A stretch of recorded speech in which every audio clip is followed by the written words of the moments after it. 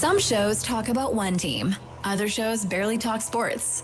This show will talk Packers, Brewers, and Bucks every day.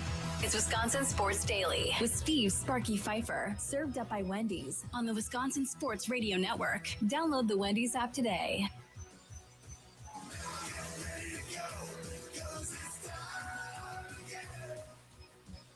It is time again. Welcome in to a Green and Gold Monday. Everybody survived the high winds and some blowing snow and some ice on the roads and all of that fun winter stuff that you get to deal with. I mean, overall, though, last week's been relatively warm, Charlie. It was hot, actually. Settle down with hot. It was hot. I was sweating, Sparky. Get out of here. Stop with yourself. Maybe I was down in Illinois for a couple of days. You know, it's the South there, right? So it's it's like a whole 80 degrees warmer. You're full of it. So Charlie Usen's over there throwing some BS out right off to start off the show. Steve Sparky Pfeiffer with team's a you. little hotter. Yeah, here on a Monday. And I would like to tell you we have, nice things to talk about, happy things to talk about. But unfortunately, we have the Packers to talk about. So that is too bad, too sad on that one, I guess. Jacob Morley, 24/7 Sports, Packer Report. He'll join us coming up at 2:20. So in the second segment of the show today. And after that, the rest of the show is all you, me, and Charlie for the rest of the day, which is great because that way we can all have conversations about a lot of different stuff. I will give you a little behind the curtain deal with this show. Normally, Charlie and I will have a show meeting every day before the show. I'll pitch my topics. He'll pitch his topics. We'll put it together and we'll be all set. Last night at around midnight or so, I had the whole show rundown done, typed up, and sent to Charlie and said, here you go, fill in 240. The rest of it, I got all done. And that does not happen often where I haven't done the night before. But I was so frustrated, mad, watching social media play out from the time that game ended till last night that I was like, I just want to go on the air right now. Maybe I'll call Charlie. We'll just go in and we'll just do a show in the middle of the night and get some stuff off my chest while I have things to get off my chest. Some people like to sleep, Sparky, occasionally. I'm one of those people. No, I know. I went to bed at like 1:30. So Josh Albrecht calls me last night from Inside Wisconsin Sports. Him and Trevor Thomas do a great show. They were on this morning. Had Andy Herman on. Missed any of that show or any of the other shows via podcast. Go to wisportsradio.com to listen to all your podcasts or wherever you download your favorite podcast app. But that was a fun show this morning. So anyway, Josh Albrecht calls me last night. And the Bears and Niners game was on, right? He calls me up. He's like, hey, Sparky, what you doing? So I'm watching a movie. You're not watching the Bears-Niners game? No, I'm watching a movie. What do you want? So then he told me what he wanted, and we got off the phone. So when I got done watching my Christmas movie, then I turned on and I watched the second half of the Bears game. But to be honest with you, I had no interest in watching the Bears game. I had no interest in watching the National Football League in general at all on Sunday. At all. Not at all. None. Really? It was that bad? Zilch. I mean, Malik Willis looked good. That was fun to watch, right? I had none. I'm telling you, I had zero interest in watching highlights. I had zero interest of watching what was going on around the league. I was just done with the whole thing. That game on Saturday night, and we had the Green Bay football postgame show powered by Lakeland University. You can go back, listen to that as well, wherever you download your favorite podcast. Best Packers coverage, good place to find that. That game got done. And immediately, there started to be a sense of kind of like they didn't play hard. They rolled over. A lot of that stuff was going on. And I, Saturday night, was like, get out of here. Like, as a football player, you are going to get yourself hurt. Now, a wide receiver not run blocking, okay. You're not going to get yourself hurt, right? You just dance with the guy. Okay, I'm not going to. Randy Moss did his whole career. I'm not going to run block. I'm just going to say, okay, fine. But to be in the middle of the field and say, oh, they're not going to try at middle linebacker. Oh, that guy's not going to try at defensive tackle. He's just going to end up getting pancaked every time or whatever. Now, do guys get tired? Absolutely, guys get tired. Do guys get tired of getting blown up and hit by the fourth quarter? Yes. Do guys get tired of getting blown up and hit when a dude like 250 is running into you time after time after time for 3 quarters in cold weather? Does that happen to a human being? Yes. Yes, it does. It absolutely does. So this nonsense about, they weren't playing hard enough.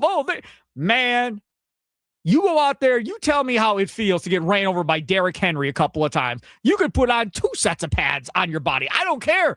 Go out there and tell me how it feels. Then go out there for 3 quarters and have it happen.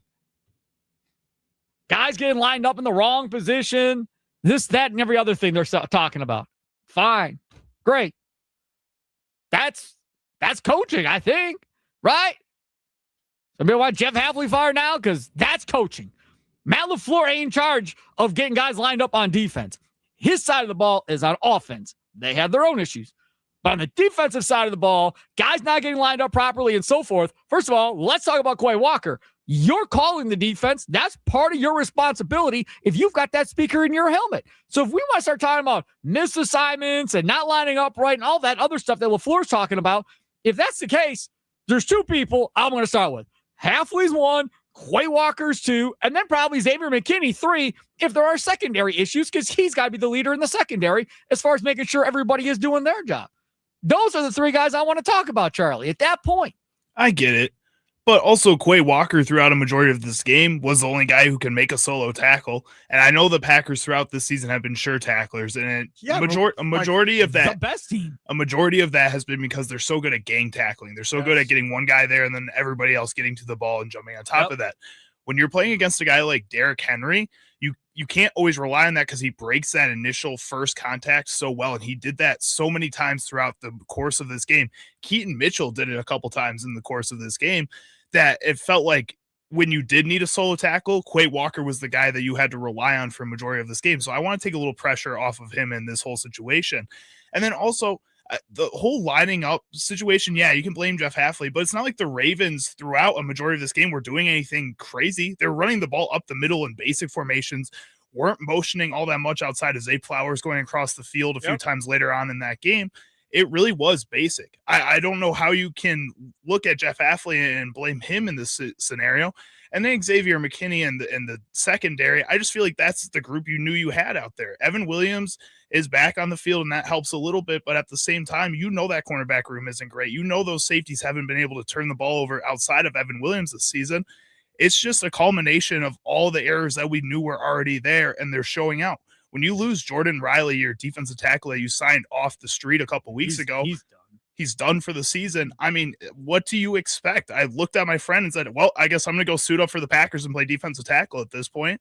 They just are depleted on that side of the ball, and you're seeing it result in just a lot of tired play from these guys. I understand Uzir Stackhouse was unavailable. Well, not unavailable. It made him inactive. His big butt better be out there going forward, Charlie. Gotta be.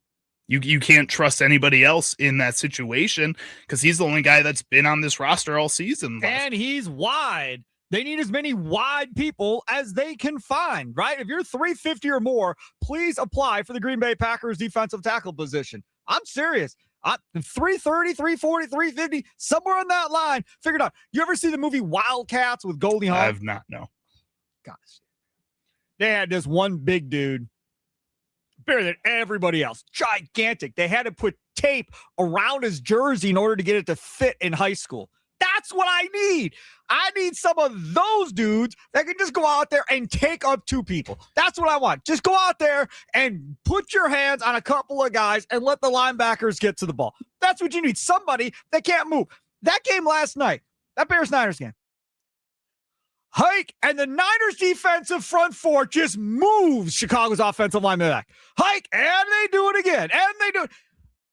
How many times has that Packers front 4 moved guys backwards on a consistent basis throughout an entire game? Micah Parsons is on social media last night talking about, hey, man, if you can't get pressure with a front 4, you're not going to beat the good teams in this league. That was last night. Mm-hmm. Guess what? You could be talking about your own team right now. because your own front four can't do jack at this point. Van Ness gave you a little something, but not enough. Rashawn Gary gets benched, it appears. I really thought I would be calm by now. I thought I would be a little calmer by how this whole thing plays. And throughout the course of this week, listen, we're going to be live and local all day today, live and local all day tomorrow, live and local all day on Wednesday, live and local all day on Friday, right? Thursday, we're going to let everybody have a day off on New Year's. Everybody else, we're working the rest of the week. So we're going to talk about play the starters or not play the starters and so forth. And realistically, if I am being calm and rational, which I am not, but if I was, I would say, Sparky, you got to sit your important guys and make sure they're healthy for the playoffs.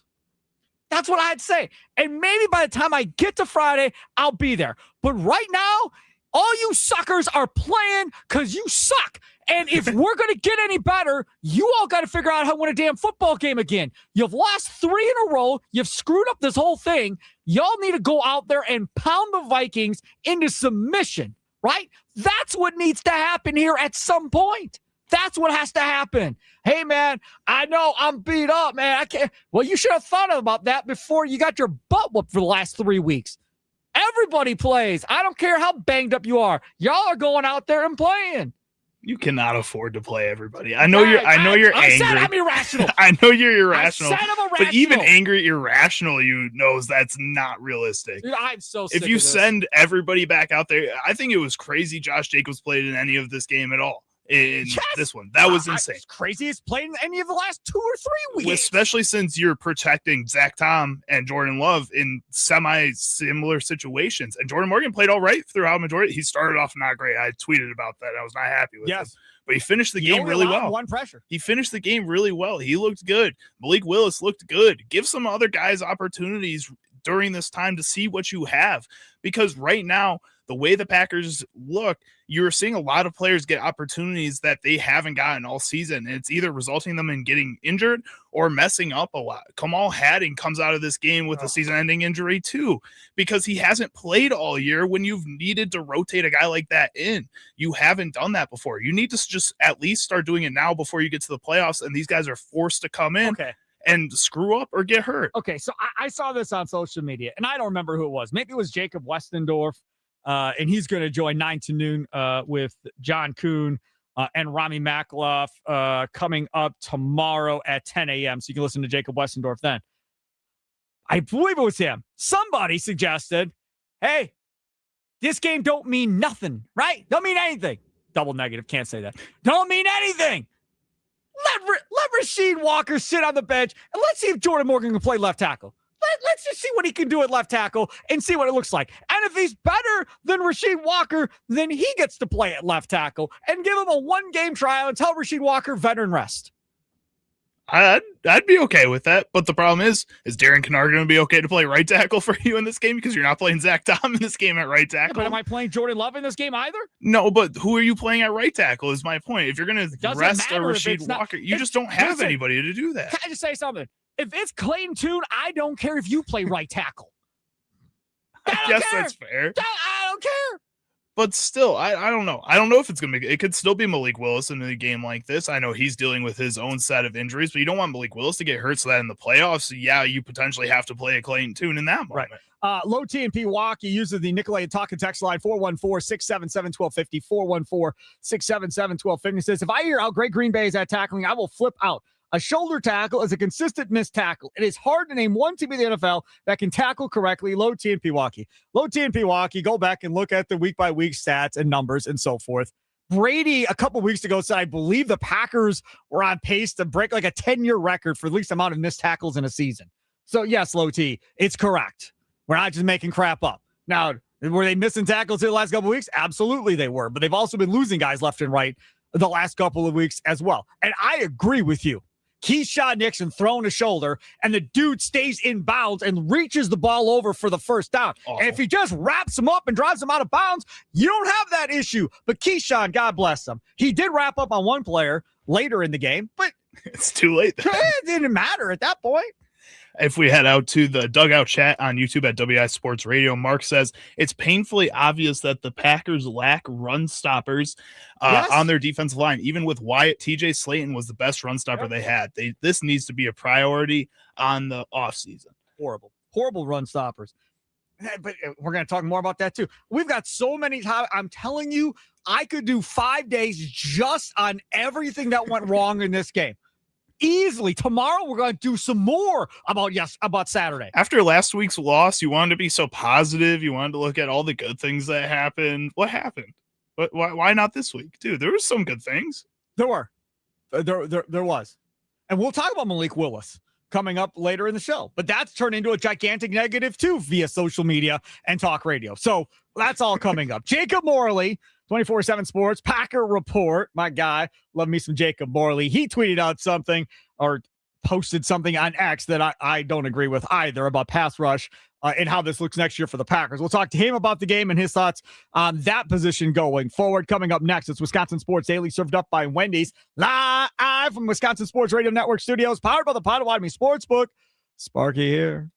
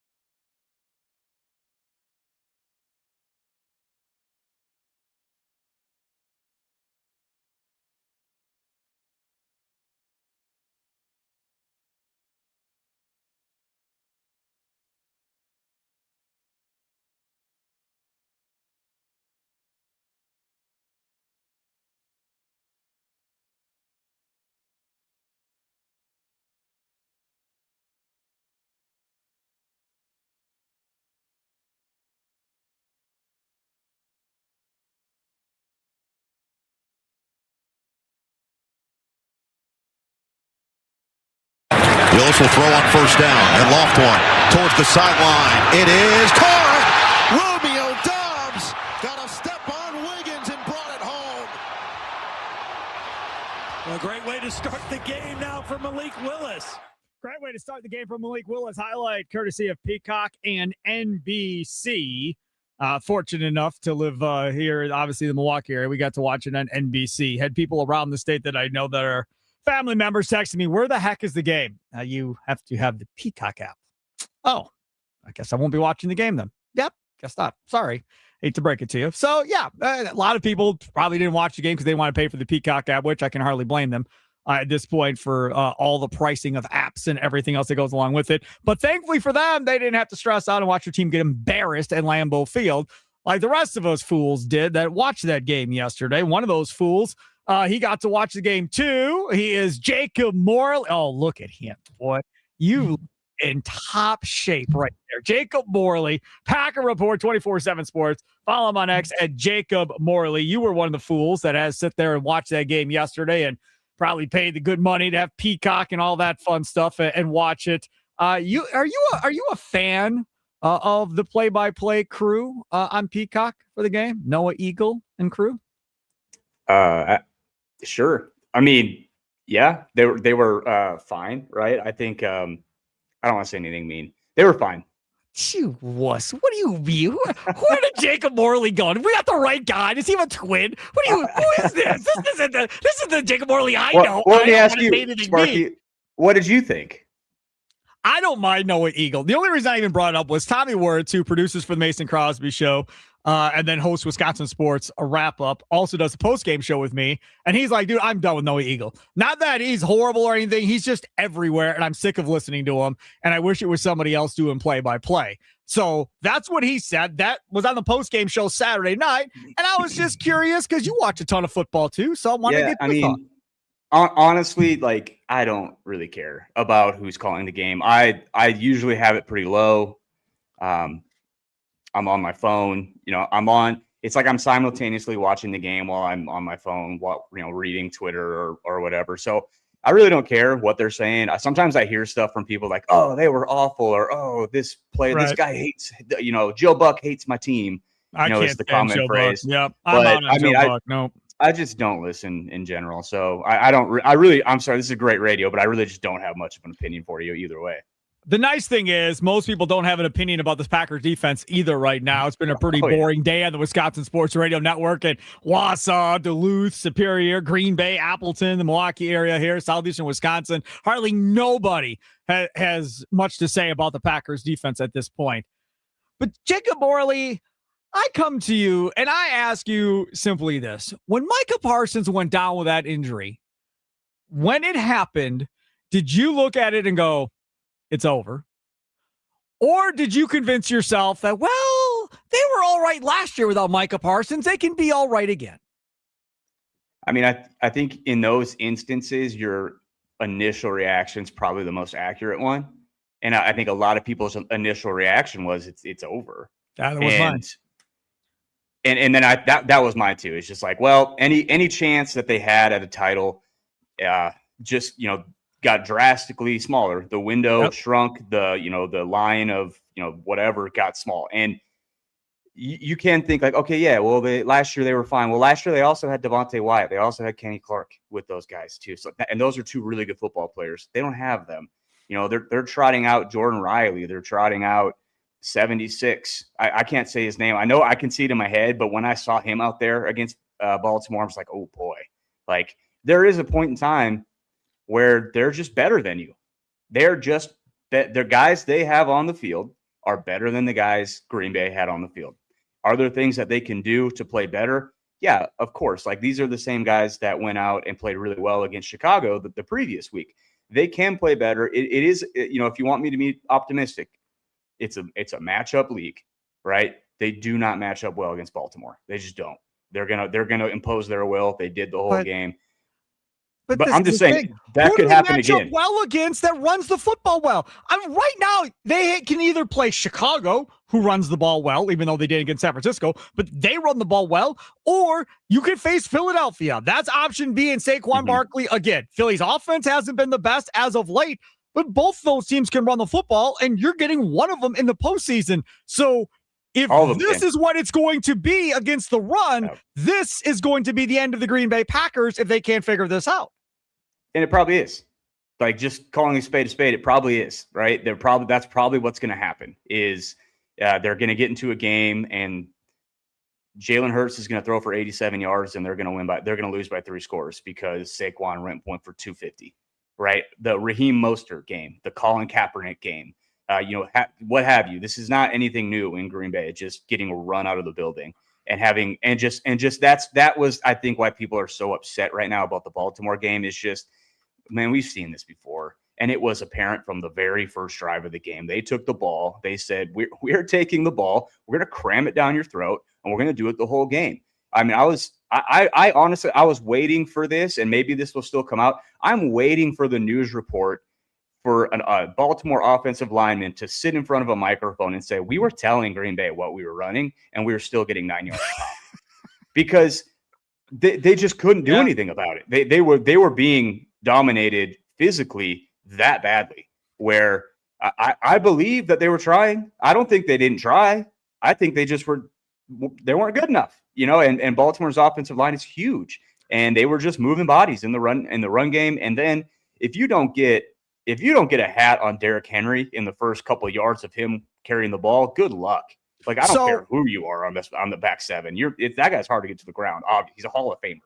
At halftime, I forgot who the analyst was at halftime. Isn't it a former DB at halftime on that Peacock broadcast? I don't remember who it was. Is it one of the whatever his name is? One of the McCourtney brothers. McCourtney, yeah, right. Yeah. He's like, add an extra defensive lineman. Take a secondary guy off the field, put another linebacker in. So if you say, okay, Evan Williams, you're coming off and we're putting another linebacker out there, and you're going to go with 4 down linemen and 4 linebackers and essentially dare Huntley to throw the ball against you, would that have gotten them away from trying to run the football, or do you think they still would have had success? They ran a bare front. Like, that's what it didn't matter. And also, as soon as Jordan Riley goes out, who's going in? You're going to play all 4 of your down linemen every snap? So that was part of the problem too, is they didn't have guys up. Stackhouse was down. But Sorrell was down, which was kind of odd. And so, and he's obviously not an interior guy, but he's a bigger edge player that you could have played out there or rotated in. So I don't know. I just think they kind of got caught with their pants down, and that's the optimistic thing, is like, this is a one-off.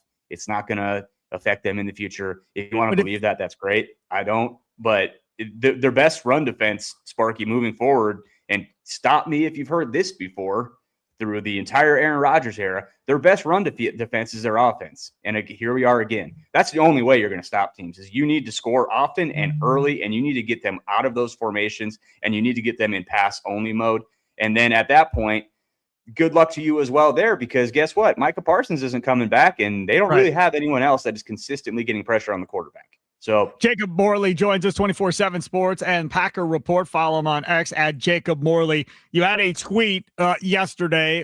That's when I decided to reach out to you to have you on. And you talked about the idea of, okay, if you move on from Rashawn Berry and if Kingsley Ngabare is gone, looking at what they have left, you're like, yeah, fine, good enough. They'll be okay at that edge position with Micah Parsons.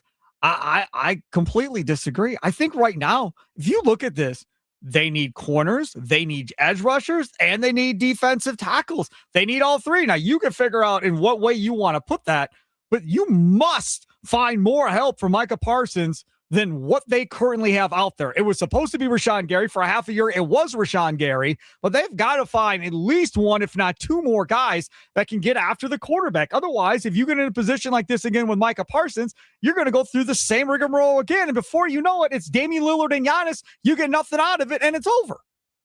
Well, here's the good news. Their best 2 pass rushers, this isn't good this year, but will be back next year. Devontae Wyatt is their second best pass rusher. I think a lot of people are underselling how important he was to that defense. And you ask Micah Parsons. What is he, 6 a year? Kenny Clark was like 6 or 7 a year. That's probably what he's going to be, right? But just the way he would be Devontae White has come a long way as a run defender. When he was Agreed. younger, like he would get moved a lot. He's probably their best run defender right now in the middle, but he's also their best pass rush run in the middle. He can cause some havoc from the middle. Carl Brooks brings you a little bit of that, but Carl Brooks has not taken a step forward as far as a run defender. Like he is a one-dimensional player that you're asking to do a lot for you right now, and that's kind of what you get out of it. And when I say fine, like go back to when you asked me about the what I thought about the broadcast people. It's fine, and that's kind of where they're at. And you kind of have to say, well, where are they going to add people? Because they don't have they're not going to be big players in free agency this year. Like I'm Mr. sure Morley, think about this. They just got done talking about this Mason Crosby show. If they cut Josh Jacobs, Elton Jenkins, Rashawn Gary, that's like $40 million that you free up essentially by moving on from those three guys. If you move on from those three guys, is that the end of the Packers being competitive and competing for a division next year? I don't think it necessarily is that, but there is a way to free up money. But the other thing is draft picks. That draft class, like every other year, is going to be a big damn deal for the Packers. And then I see the stat that says the Packers haven't drafted technically a Pro Bowler since 2019. That's crazy. I mean, that means Tucker Kraft is going to be he's going to be an All-Pro this year, and fair enough. They're getting him back too, right? But Jordan Love still isn't in the Pro Bowl. He should be. Yeah, well, that's the thing too. Is how much do you care about the Pro Bowl too, though? I mean, that's the other thing. Is I think that's typically a thing that you get in the year after or two. I think Jordan Love has had 2 Pro Bowl seasons under his belt already, and he hasn't made it yet. And that's because he is a lightning rod in the NFL of what do you think about this guy? And we could Sparky, you could do a week every week, a 20-minute segment. What's the internet saying about Jordan Love this week? Because Jason Garrett yesterday talked about Jordan Love being a, what do you call him? Streaky or something like that. Hot and cold type player or whatever, making it sounded like 1 week he throws 3 touchdowns, the next week he throws 3 interceptions. You don't know what you're getting week to week with Jordan Love. It couldn't be farther from the truth. So I agree with you on how people view Jordan Love. Yes. His baseline right now is good. If you want to say streaky, his baseline is good. And then he'll have weeks where he's elite. Right. And I think that's where people kind of are like, oh man, is he good enough? Like that there's no question in my mind that he's good enough. But until he wins an MVP and a Super Bowl, like I just don't think that's going to stop, because he was a lightning rod coming out of Utah State of what you thought about the guy. And if you go back to that sophomore year, Jordan Love, people were talking about him potentially first overall draft pick with the numbers he put up. Junior year or whatever that next year was, he was again fine. And then he lost his line. He lost his line. He lost his right. Everybody, all of that. Yes. And that's the thing though, that not everyone knows that. You know that if you cover the team, not everyone knows that. No, I mean the thing with him this year too is like, golly, he's had to weather the storm of whatever the heck they were trying to do with their offensive line the first half of the season. Oh, and then he loses Tucker Kraft, who was on an All-Pro pace. They've got to reinvent the offense like middle of the year. And that's why we're getting this version of Christian Watson that we're getting right now, because now they're like, well, we don't have Tucker Kraft. Who's our next best option? It's Christian Watson. So it took him a few weeks to get that under his belt. And then he gets, cheap shotted in the face. And now he's been out for 2 weeks. And now we're probably not going to see him next week either. So hopefully we get the elite version of Jordan Love in the first round of the playoffs, because that's their only hope. That is their only hope of winning a playoff game and making a run is, can this guy put together a run? And we've seen it before from quarterbacks. He's certainly capable of it. But again, back to the defense, can Jordan Love carry a team entirely and completely on his arm? We haven't seen him do that yet. We haven't really seen him allowed to do that yet, because they want to run the ball. That's what they want to do. And I'm interested to see how this offense looks, and interested to see if that's how he approaches this. If he's self-aware enough to say, we're not going to get a lot of stops on defense. We got to score. So we got to stop. We got to stop trying to grind out 8-minute touchdown drives when we're getting 3.8 yards a carry. And we need to score quick. We need to score fast. We need to be explosive. We need to put pressure on people. if they can't do that, and if they don't or aren't willing to do that, then yeah, like what Javon Bullard said, they're going to be sitting in Green Bay. Quickly. But I can counter that argument to what you just said from LaFleur's standpoint and go, okay, so let me see if I got this right, Jacob Morley. You want me to be explosive like we were with Malik Willis. We scored on 2 pass plays, touchdown. So after the defense was dragging their butts up and down the field for that entire time, we quickly came off the field and put them back out there for another long, excruciating drive to go out there and defend. And by the time they got out there in the fourth quarter, while we were trying to keep up score for score, they were absolutely exhausted. If again, speaking if I'm Matt LaFleur, if we do it my way and we keep that defense on the sidelines and we're still able to score and give them rest at the same time, that's a better option for our defense that can't stop anybody versus us scoring quickly. Can't stop anybody, though. Can't stop. Who cares? Right. Oh, so you're saying it doesn't matter if they're rested or not. It ain't going to matter. No, give me more possessions on offense. Give me more possessions on offense. I don't care. They're not going to – I think we're done getting stops. I really do. They're not going to play. They're going to play the Vikings this week. I have no idea what they're going to get from them. It doesn't matter anyways, really. But then you're playing playoff teams because you're in the playoffs. Yep. And your defense is terrible. Like you might be done getting stops. You might have to bank on getting a couple turnovers, and you hope that can happen. It hasn't happened all year. This has not been a defense that's taken the ball away. They do not have players that are good at it. I mean, and it is a skill. Look at. There's a reason certain guys are always at the top of the league in turnovers because they're good at it. I'm sorry, but Keyshawn Nixon, Carrington Valentine, they're, whatever you want to say about them, one thing I will not budge on is they don't have ball skills. Like they can't catch. Carrington Valentine, I tweeted, he's the best almost had it corner in the NFL. Ooh, almost had it. Like how many times have we seen that with him? Oh, almost caught it. Almost had that tackle. Almost had that big play. And then he doesn't. And at a certain point, that's just who he is. And so I don't know. The other thing is when you talk about draft, Sparky, they haven't invested in the cornerback position at all. And we're feeling the weight of that drastically right now. And I get that they love Keyshawn Nixon, what he brings to the team, his grittiness, all that stuff. If he's your cornerback one and who you're trotting out there to try to shut down opposing teams' best offensive player, their best receiver, good luck. You can get away with that when you have a Hall of Fame level pass rusher playing for you. As soon as he was gone, that was like in my group chat with like Ross Uglum and Westendorf. I was like, man, we're about to really feel what having Keyshawn Nixon and Carrington Valentine as starting corners feels like, what that looks like. And it's been bad. Yeah, it's been bad indeed. No, so I don't know what they do there. Jacob Morley, 24/7 Sports, Packer Report as well. Follow him on X at Jacob Morley, also part of the Pack a Day podcast as well. You can check him out there. Jacob, thanks so much for coming on, man. I appreciate you. Thank you, Sparky. Have a good one. Take care. There he is, Jacob Morley, joining us on the guest hotline, powered by Gruber Law. One call, that's all. So much to get into. Could have just done 3 hours with Jacob Morley.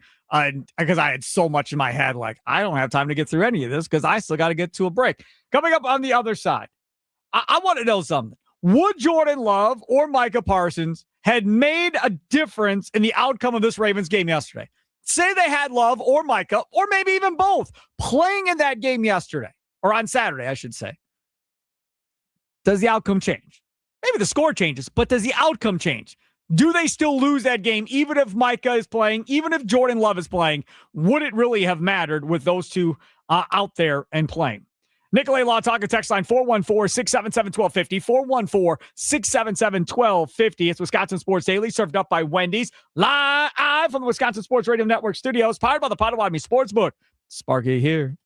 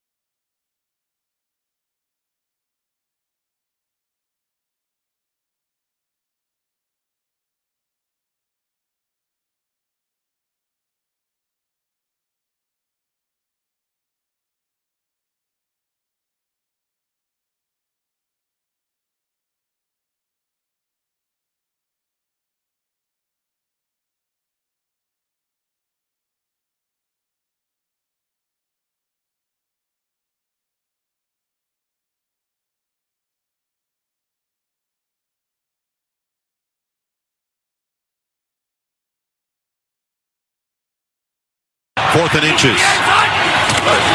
They will go. It is Jacobs. He will get it. The Baltimore defense is right there. Roquan Smith says no.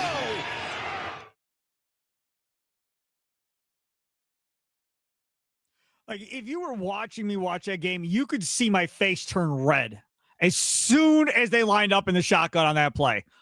Low light, courtesy of Peacock and NBC. Sparky here, Charlie over there. It's Wisconsin Sports Daily, served up by Wendy's. Hope you're well on a Green and Gold Monday. How many more times are we going to watch Matt LaFleur call a shotgun play on 4th and 1 or 4th and 2 or 4th and less, and then try to run that inside play with the run back over and over? Everybody in the league knows when you go on the shotgun on 4th and close, it's over. And then LaFleur, well, if you can get inches on that play, I mean, it's going to be a long day. Man, I realized Malik Willis got stuffed on that little quarterback sneak. You should have ran it again. You should have just ran it again. Or here, I got one for you. How about you line up in an I formation for once, maybe do it a couple times during the game, and then you have multiple opportunities. Give it to the up back or give it to the tailback and let them try to get inches versus spreading them out and run the same stupid shotgun play over and over and over. I agree the shotgun play was really stupid. Golly, man, I hate the shotgun play. What I also, I guess, I don't fully agree on, though, is who do you have that can go out there and play the up back and play in this full situation? Because you need an extra tight end on the offensive line if you're going to run a formation like that, which you don't have. You have 2 tight ends total on the field, Luke Musgrave and Josh Wiley, because Fitzpatrick goes out last week with Fitzpatrick went out, correct. Yep. Both in this game, Josh Jacobs and Emmanuel Wilson are dealing with injury throughout the game. Yeah, Emmanuel Chris Wilson, Brooks. that's it. You don't have the personnel for setups like that. Stop. If they're healthy enough to be out there on that field, then they're healthy enough to get the damn ball. So are you saying that's why they didn't run the ball yesterday? Because they only had Chris Brooks and they didn't trust him? Kind of seems like it. Well, they didn't say that. So seems like it though when you watch the game plan. Until they say Emmanuel Wilson is worse than Josh Jacobs and can't carry the ball, or whatever the case may be. If you're running Josh Jacobs out there, then you're telling me he's healthy enough to play. You told me that last week, and he barely played in the second half. And then when you put him out there for an onside kick, he didn't touch anybody. So now he's back out there again, barely touches the ball. But that's what I'm saying. 4th and 1, man, do something different. How about bring Kennard out, put him as a damn up back, and let him go forward with the ball? Because he's hurt too. I don't care. He's dealing with the neck injury that he got hurt I do last not week. care. You don't have the people. Fine. You're telling me they don't have one extra body, so they can't run anything involving a 2-back set. Other teams they have no offensive line. Other teams put defensive tackles there sometimes. Packers don't have a defensive tackle to put there. No, my point is this. So you're saying they have 5 linemen. They have no backups. So there's nobody out there that can do that, right? That's not true. Then you're saying they don't have anything more than 1 running back in Chris Brooks because the other 2 can't play. That's not true. All of these guys are healthy enough to be on the active roster on game day. If you are healthy enough to be on the active roster on game day, then you're going to do what you're asked to do and go out there and defend the play or run the play, plain and simple. Fact of the matter is, LaFleur's never going to call it. He wasn't going to call it in week 1. He's not going to call it in week 6. And he's not going to call it now. Want to know why? Because he's stubborn. And he wants his play to run instead of figuring out other ways in order to get inches. Other ways to get 3rd and short or 4th and short plays, especially when you get down inside the red zone. You want to know one other thing? The reason why that little tush-push thing works in Philly, because nobody else in the league thought of it. Nobody else in the league thought of figuring out a new way of getting those short yards plays. Sirianni and his crew thought of it first, and it worked. Nobody could stop them. They didn't change the rule, so they continue to do it. Do they do it as well as they did before? No. But in the beginning, it was pretty damn effective because nobody knew how to block it. Be that creative. Come up with something that these other teams haven't seen in short yardage yet or don't see much of. And let's see if they can figure out how to stop it, especially when you're at the end of the year. And that wasn't a must win. But when you get to the playoffs against the Bears or the Eagles or whoever you're facing and you have 4th and inches, I swear to you right now, if he lines up in that shotgun and they hand it off again and he gets stuffed, Goody should come on the field and go, "You're fired," and walk off. And I will defend LaFleur to the end of the day and have been forever. But that play should not come out ever again in 4th and short. We've watched it blow up on him numerous times. There has been documentation on video on social media of all the different times he's run it and how they literally know what he's going to run before he runs it. And it'd be one thing if you ran it a lot and then eventually you fake the handoff and you go up on top and they don't expect it. That'd be something fun and different. But he doesn't do that either. But and my point earlier wasn't that they can't just put anybody out there and go run it. The point is that they just don't have the personnel for that type of package ready to go right now with the players that they do have on their active roster. The other reason the tush push works isn't just because other people haven't thought of it, and that does help the ingenuity, but also because the personnel on the field works really well for the tush push. The way they've built their offensive line, Jalen Hurts is the perfect quarterback for that. Josh Allen's the only other team that really runs it that way because he's built almost the same way as a Jalen Hurts. It works because of the players that you have on the field that work in that system. Matt LaFleur needs to do that. You need to find a way to work the players on the field into a system that works in the red zone. And right now, he's just forcing guys into boxes that they don't fit in. It sounds good. And if you were LaFleur's agent, you'd probably get a cookie or something for spinning it for him. But I'm done. I have no defense for this knucklehead doing what he's doing in short plays. I don't. 3rd and short, 4th and short. I'm sick of watching it. I've had my fill. That wasn't even supposed to be a topic, but I played the highlight and then I lost control of myself talking about it. But that's just another thing, another example that got me mad during that game. Just absolutely no creativity. I remember watching a Niners game at one time, and I think it was a guard went in motion for Jim Harbaugh against the Packers. A guard popped out and went in motion, not a receiver. A guard went in motion. I went, holy crap, I've never seen that before. Matt LaFleur, you credited with being so creative and so forth. Give me something that actually works on 4th and short. I don't care what it is. It's something that works. Not doing the same thing over and over again and watching it not work and then blaming everybody but yourself for making that dumb call. It's Wisconsin Sports Daily, served up by Wendy's. Live from Wisconsin Sports Radio Network studios, powered by the Potawatomi Sportsbook. Sparky here.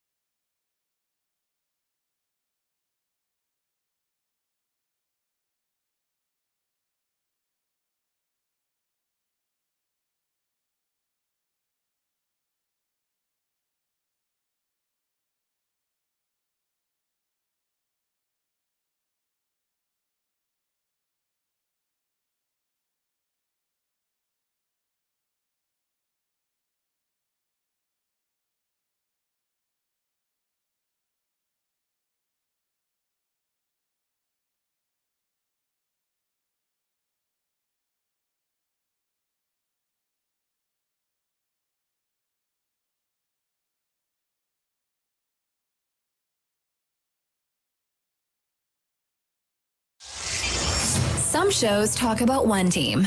Other shows barely talk sports. This show will talk Packers, Brewers, and Bucks every day. Every day.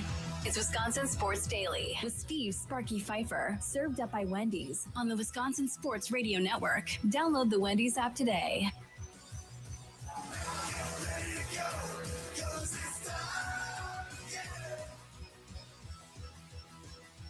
Welcome in. It is a Green and Gold Monday, 3 o'clock hour. Hope you all are doing well.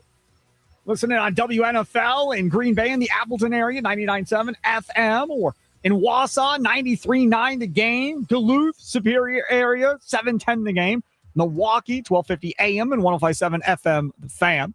If you miss any of the shows, any interviews, or anything of the sort, you can always go back, listen to it at wisportsradio.com. Again, wisportsradio.com. Website is sorted out beautifully and easily for you. All the top interviews and segments right there on the front page with any other events that we have coming up or contesting or any stuff like that. A lot of times we run some online contests from time to time. So all that is there. Plus, you can also search by podcast. Plus, we have it all sorted out by teams, whether it's best Packers coverage, best Brewers coverage, best Bucks coverage. So any interviews on any of the shows that may happen, go into that team-specific podcast folder on top of its own show folder. So again, it just makes everything a lot easier for you. So hopefully you enjoy that. And you can also download any of our podcasts wherever you download your favorite podcast app. Going to talk a little bit here more about Malik Willis, Jordan Love, and that whole conversation. Before we get to that, let's go to the phone lines. Nicolay Law Talk and text line 414-677-1250, 414-677-1250 as we broadcast live from the Wisconsin Sports Radio Network studios, powered by the Potawatomi Sportsbook. Trail, north side of Milwaukee, you're up here on the Wisconsin Sports Radio Network. What's up? What's going on, Sparky? How you doing, man? Doing all right, man. How was the holidays? Good? Same. It's all right. Ate some regular stuff, Sparky. I ain't really do too much holiday stuff this year. I won't even lie to you. That's all right, man. You don't have to have anything special. You eat whatever you want. Yeah. I'm not gonna get into this Malik Willis Jordan Love thing because people are going absolutely crazy. What I want to get in with you real quick is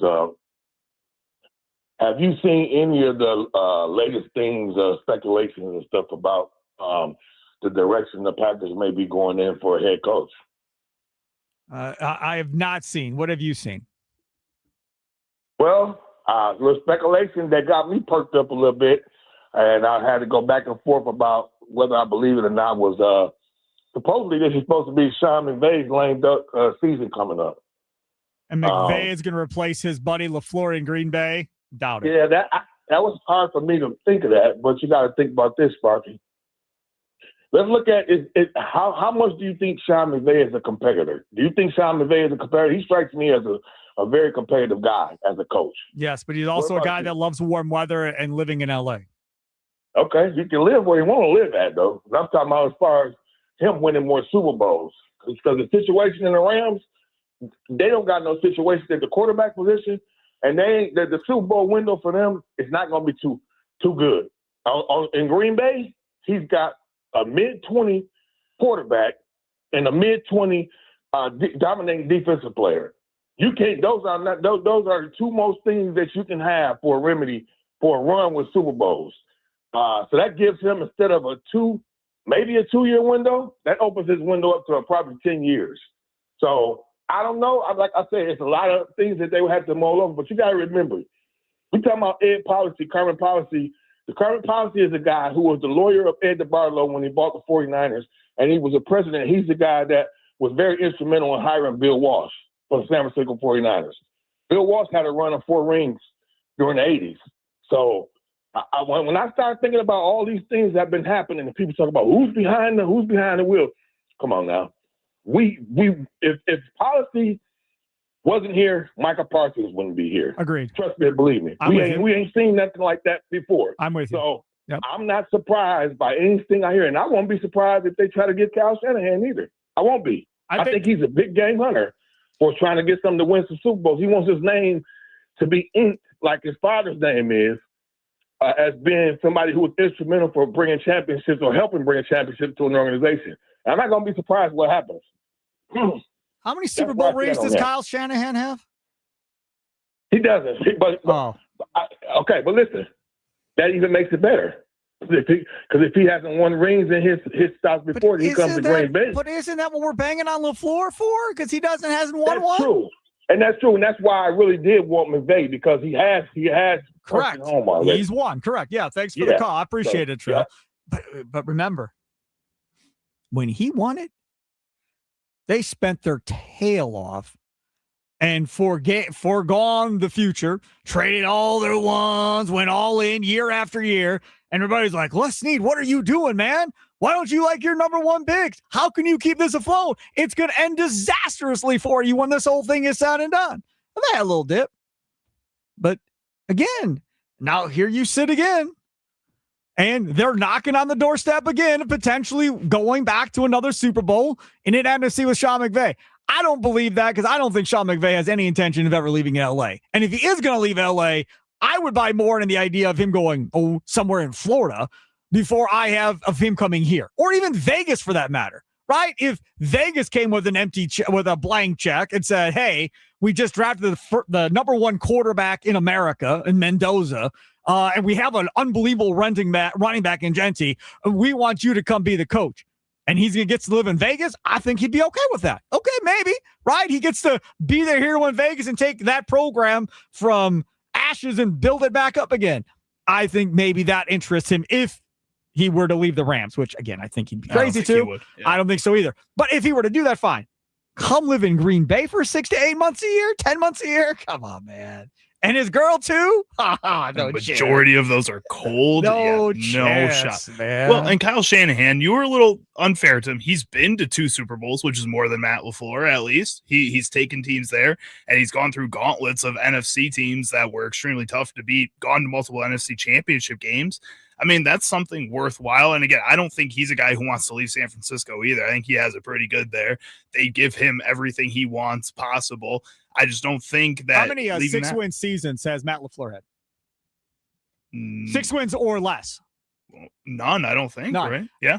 Shanahan has been coaching 9 years. He's had 4 seasons of 6 wins or less. 4. Mm-hmm. The latest last year when he was 6-11. But you also know last year LaFleur was 6-11. You all would have wanted him fired last year, and he probably would have been fired last year had they won 6 games. But that's also a little unfair because, again, you know the 49ers, that's a team that gets injured immediately every single season. Excuses. LaFleur's team is injured right now. Doesn't seem to matter to the fan base. I'm not crapping on Matt LaFleur personally. I think Matt LaFleur has a really uphill battle right now, and I think he coached well with Malik Willis on the field. There was just points where he hasn't been able to close those games where Kyle Shanahan has closed games like that. Kyle Shanahan, his first 4 years, 6-10, 4-12, would have been fired in Green Bay. Y'all would have had him fired. Then he went 13-3 and went to the NFC Championship game. And then went 6-10. 10-7, 13-4, 12-5, 6-11, 12-4. He's been in the NFC Championship game twice. Or Super Bowl, whatever you want to call it. Yeah, he's been to the Super Bowl twice. NFC champions twice. Yeah, he's been in the NFC Championship 4 times. I believe. So NFC champions twice. The one year he was 13-3 in 2019. The year coming off of going to the Super Bowl, they won 6-10 the very next year. Brian in McGuanago, you're next on the Nicolay Law Talking Text Line. What's up, Brian? Hey, Sparky. How you doing, man? I hope you had a nice Christmas.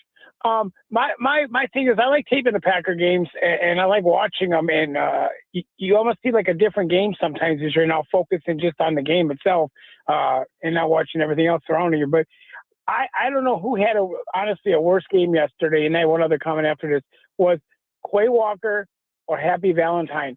There was 2 plays that I swear to God I wanted to reach in that screen and literally choke to death. Happy Valentine. That one where he just got with a flick of the wrist, Henry knocked him back 10 yards. He looked scared and petrified.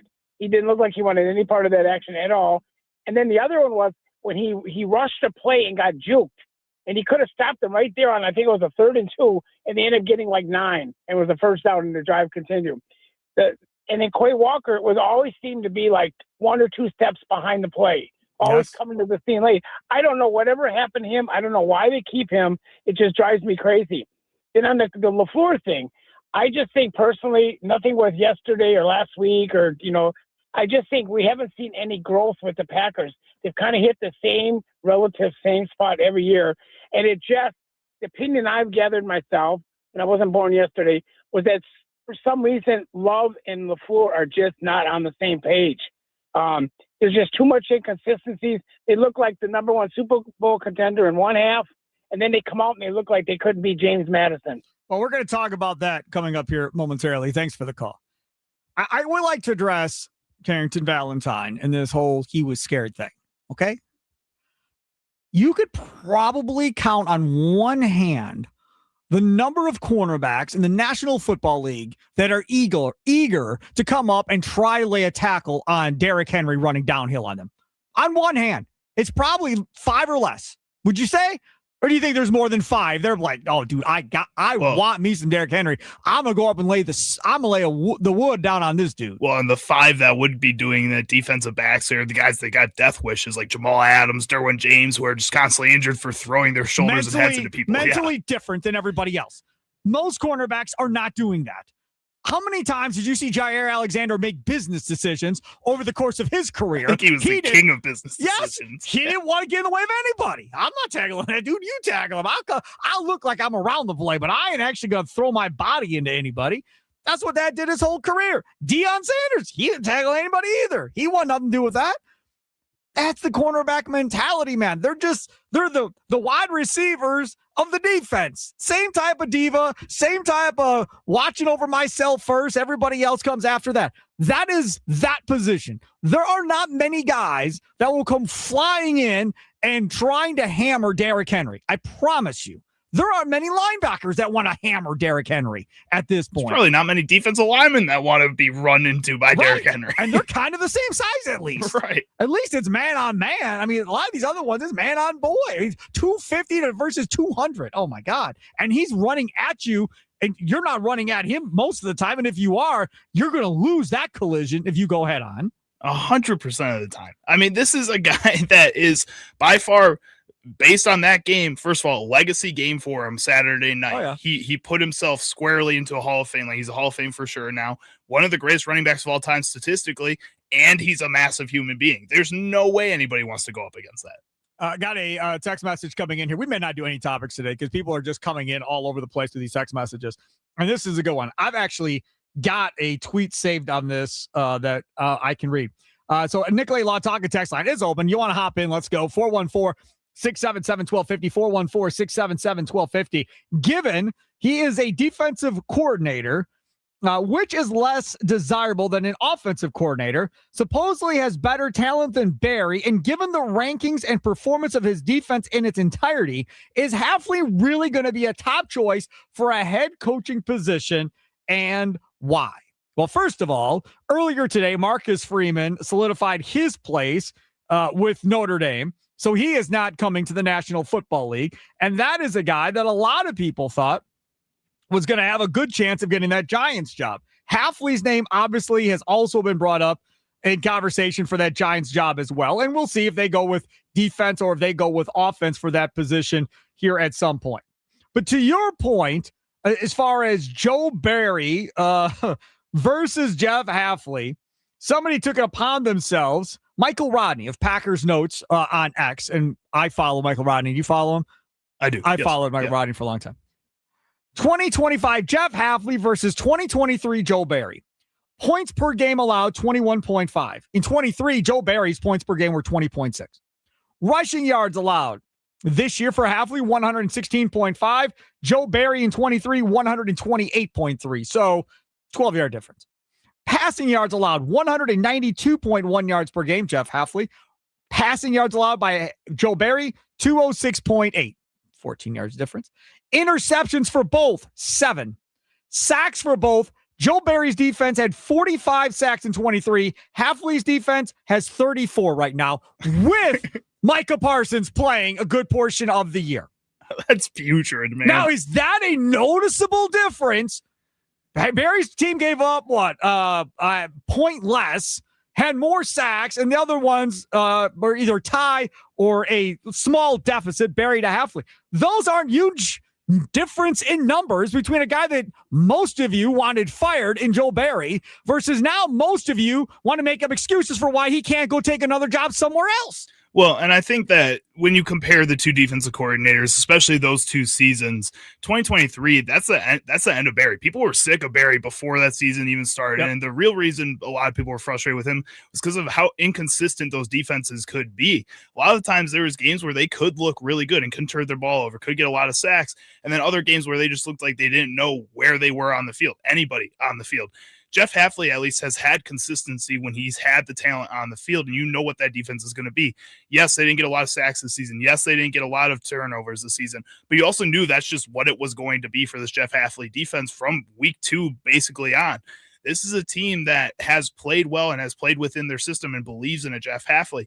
At the end of Barry's tenure, that defense just didn't look like they believed in him. They believed in themselves, and they would have those games where you could feel that momentum. But the moment that they fell apart, the coordinator wasn't there to pick them back up. I feel like Jeff Hafley has been able to do that this season, despite how tired and how injured that defense has gotten later on here. I think Jeff Hafley is good at his job as well. I agree. But when you see those numbers, you're like, my God. And he did not have a Micah Parsons in 23. That much I do remember with Joe Barry's defense. Scotty Tiffany using the Nicolay Talk and text line. Love in on Saturday wouldn't have made a big difference, but Parsons would have. The defense just plays better with Micah. And if the Ravens had to dedicate extra blockers to him, the run game may have not been as productive. Come on. Nobody cares about Micah Parsons' run defense. That would not have stopped them. They would have just been more dedicated to running the football if Micah Parsons had been out there because they wouldn't want him chasing after Huntley. Well, and they showed the graphic, the NFL Next Gen stats in the third quarter. The first half, 18 of Derrick Henry's carries were up the middle. Yes. Micah Parsons doesn't have anything to do with that unless you're going to play him up the middle the entire game, which you're not going to do. No, because you'll get him hurt more than likely. Mm-hmm. No. And the Ravens exposed a weakness that we all knew was a weakness for this Packers team, especially once Riley went out. Now everybody knows it's a weakness. Now you get a Vikings team with Max Brosmer, who is god-awful, or at least early on. And if this team plays starters and they don't drill the Vikings, like something's going to be majorly wrong. The Vikings are a 500 football team. They're not a bad football team. Their defense has played really, really well. They have, and they deserve all the credit because that's why they're winning. It's not because of their damn offense at this point, and everybody feels bad for Justin Jefferson. Here's another one for you. This is from the 414. Fans should realize that Matt LaFleur changed it from 1-5 in the division to 4-1 in the division with one game to go. I remember having a conversation with my guy, Charlie Usen over there. Charlie Usen's like, hey, man, even if you lose in the playoffs, whatever, but if you're much better in the division, that's something to hang your hat on and go, okay, we're going in the right direction going forward next year. The problem is that each of the other teams in this division have won the division at least once now. In the last 3 years, the Packers have not won a single one in the last 3 years. Yeah, getting the 7th seed again, it's just kind of frustrating. People keep talking about that. It's getting more on the national media scale where they say, oh, if the 7th seed wasn't created, Matt LaFleur would have missed the playoffs the last 4 years with this Green Bay Packers team. I'm so sick of that. Can we stop that? Can we please just stop? I mean, what are we doing? I'm pretty sure you were the one that said it here on the station I did, first. Because I brought it up. It got brought up to me, and I brought it up like, but this is the thing. Like, who cares? Well, if I would have got 4 more numbers, I would have won Powerball, but I didn't, so it doesn't matter, right? I mean, this is just pointless. The rule's in place. It is what it is. No team has ever went from the 7th seed and won the Super Bowl. So the Packers will be the first. Yeah. All right. I then like it. Everybody can shut the hell up about, if they wasn't a 7th seed, they wouldn't be in. That all can stop. Just go win the damn thing, and then everybody can shut up about it. But until then, they're going to keep talking about it. It's going to get more and more loud. This is the thing, is whatever happens to the Vikings game happens. They really are in a position now where they need to win that first playoff game, regardless of who it's against. They need to get some type of positive momentum, at least going towards the offseason. If they lose the second game in the playoffs, whatever. But they at least have to get the first one. And if the first one is Chicago, even better, because that gets everybody off your back. You go and you lose that first one, whether it's to Philadelphia for the 5 millionth time, or whether it's to Chicago, and you have to deal with that all offseason, it's going to be horrendous going forward into the offseason. Oh, yeah. Bears fans won't care what happens after that. If they go and beat the Packers in the first round, that's their Super Bowl. No, but the funny thing is, those Cup fans are like, "Oh, you guys beat us in the playoffs. That was your World Series, and then you fell all over yourself." You know what? That kind of was what exactly happened. And Murphy talked about it after the season, Pat Murphy, and said, we wasted so much emotional stuff in it that we had nothing left going forward. And we had to reach down because they wanted it so bad to beat that team. And they couldn't recover. Does that same thing happen for Chicago, for the Bears? I don't know. To me, watching that team, it feels like the Bears team that went to the Super Bowl and lost to the Colts. That's what it feels like, where it's just fluke plays, tip. And that first pick six, it's a tip ball. Boom, there's CJ Edwards, 32 yards. And just nobody touches it. Right? He sneaks through there. I'm watching this. I'm going, come on, man. This is like watching that Bears team that went to the Super Bowl the last time. Like, if you said, Sparky, Bears are going to go to the Super Bowl, I'd be like, okay.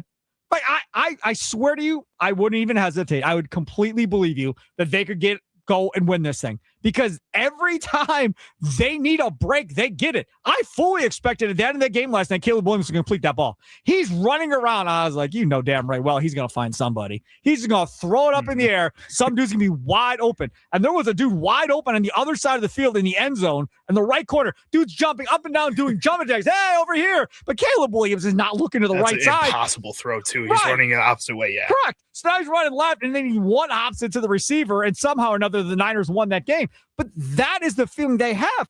And the Green Bay Packers right now are on the other side of that, where like they can't get anything to go right. Willis is getting a ball snapped into his helmet by Sean Ryan. The previous week, they screw up the snap count because Sean Ryan again screwed up. He had a rough game this week. Right. Yeah. So now everything that could go wrong is going wrong for the Packers, and the Bears have the exact opposite thing going for them right now. So, I mean, again, sometimes it's your year, sometimes it's not. And right now, this is going to be a tough one to turn momentum around. Like I said before, I know it's irrational. They're all playing for me. I ain't said nobody. They're all playing outside of maybe Josh Jacobs. Everybody else is playing. If you're healthy, you think you can go? We're going. We got to win this game. And not only do we have to win this game, we need to win this game in convincing fashion so that everybody in this locker room feels better about themselves going into that next game. Because to sit on a 3-game losing streak, not play your starters, and then lose 4 in a row because your starters don't play because the Vikings are going to be playing to win, lose that game, and now you're on a 4-game losing streak going in. Nobody feels good about the situation. Very hard to overcome, in my opinion, going into that situation. Let me tell you about my friends over there at the Potawatomi Casino. Are you ready to rumble? Join wrestling legend Kevin Nash coming up on January 31st at Potawatomi Casino Hotel for an elevated viewing experience of the Royal Rumble. Watch your favorite WWE superstars battle it out on the match of the year. Located in the annex of the Potawatomi Casino for just $100 a person. This is everything you get. 2 free drinks, unlimited buffet access, which means eat until you roll over, right? Photo and autograph with Kevin Nash. How cool is that? $25 reward or match play to play your favorite games on Potawatomi. And a shot at winning your own WWE Championship belt. Charlie says he believes it's signed as well. I believe they have 5 of them to give away. Yeah. Yep. And 5 of signed championship belts to give away. Secure your spot now by visiting Potawatomi.com. Look for the events page. Potawatomi.com. Go to the events page. They only have 60 tickets. Once the 60 tickets are sold, it is sold out. They are not selling 100, 200, 300, 400. 60 people get the lucky chance to do this with Kevin Nash for Royal Rumble. Go to Potawatomi.com and look for the events page for more details on that one. Which Packers offense do you like more? The one with Malik Willis or the one with Jordan Love? That is what I want to know next. Nicolay Law Talk at text line 414-677-1250, 414-677-1250. It's Wisconsin Sports Daily, served up by Wendy's, live from Wisconsin Sports Radio Network studios, powered by the Potawatomi Sportsbook. Sparky here.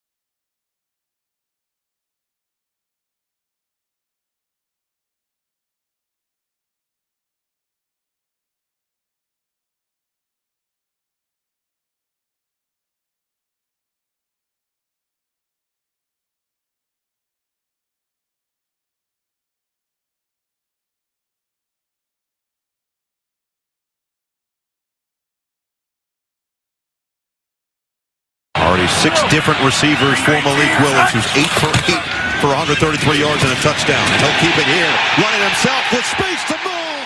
Touchdown!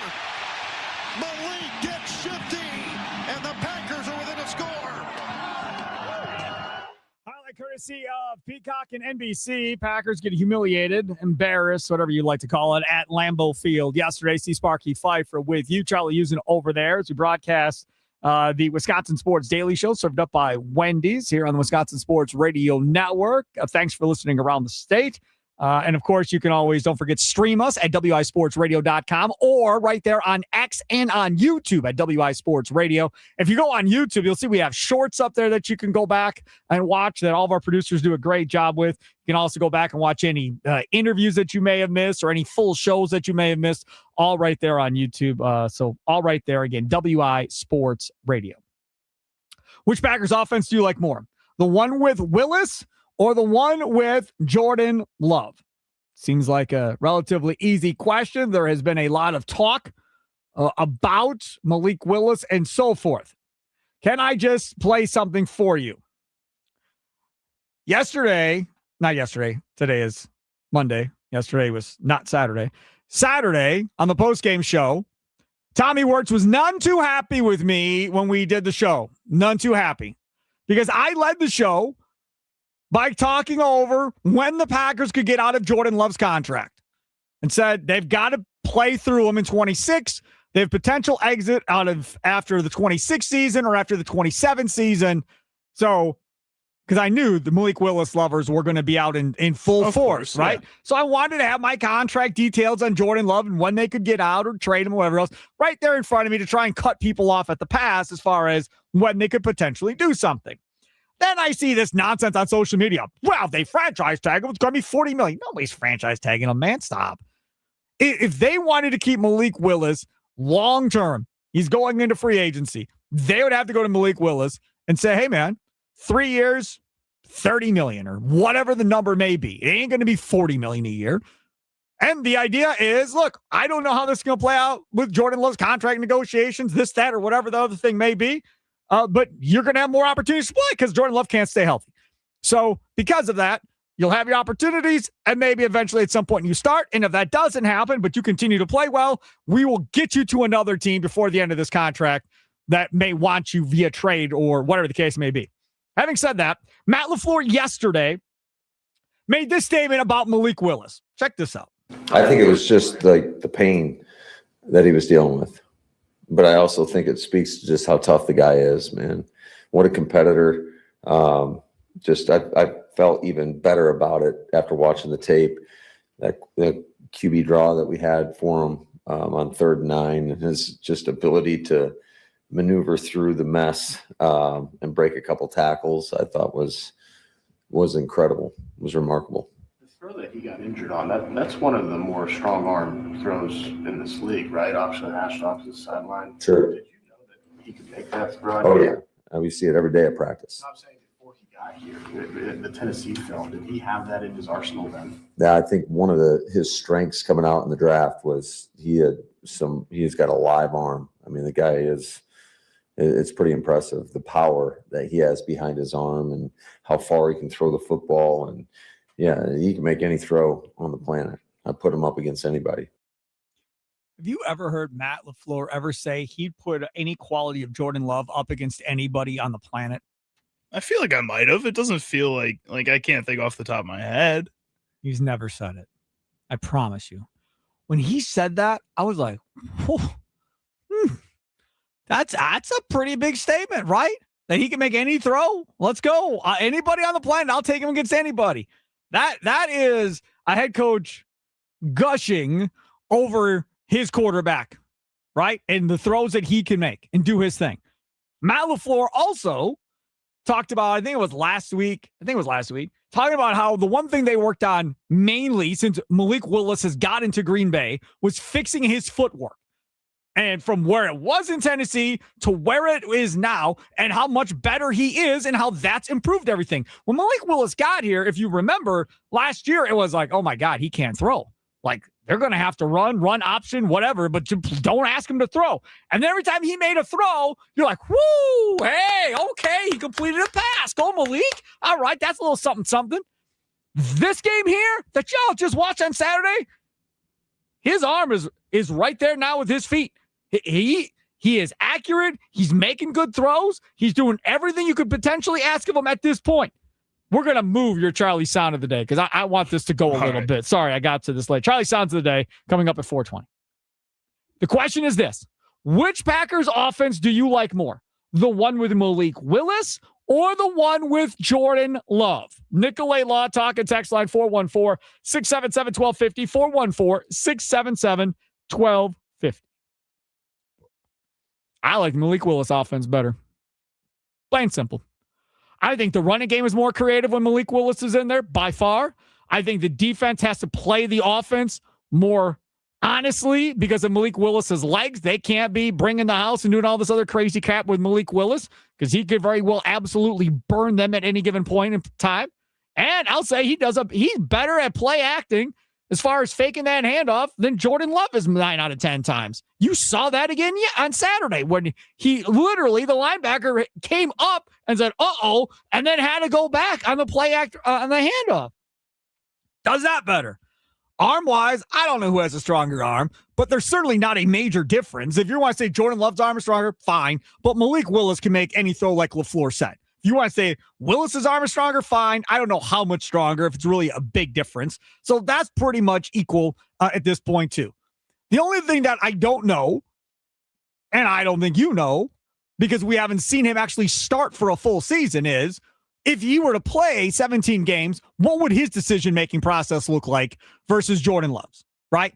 Would he be more like Caleb Williams, where nothing's open, I'm just going to chuck it out of bounds. And my completion percentage may not look good, but I'm not going to throw picks. I'm just going to chuck it out of bounds. Or would he be willing to take a little bit more gambles and let his receivers go get balls a little bit more, like, say, Jordan Love does with Christian Watson? I don't know what he would look like over 17 games.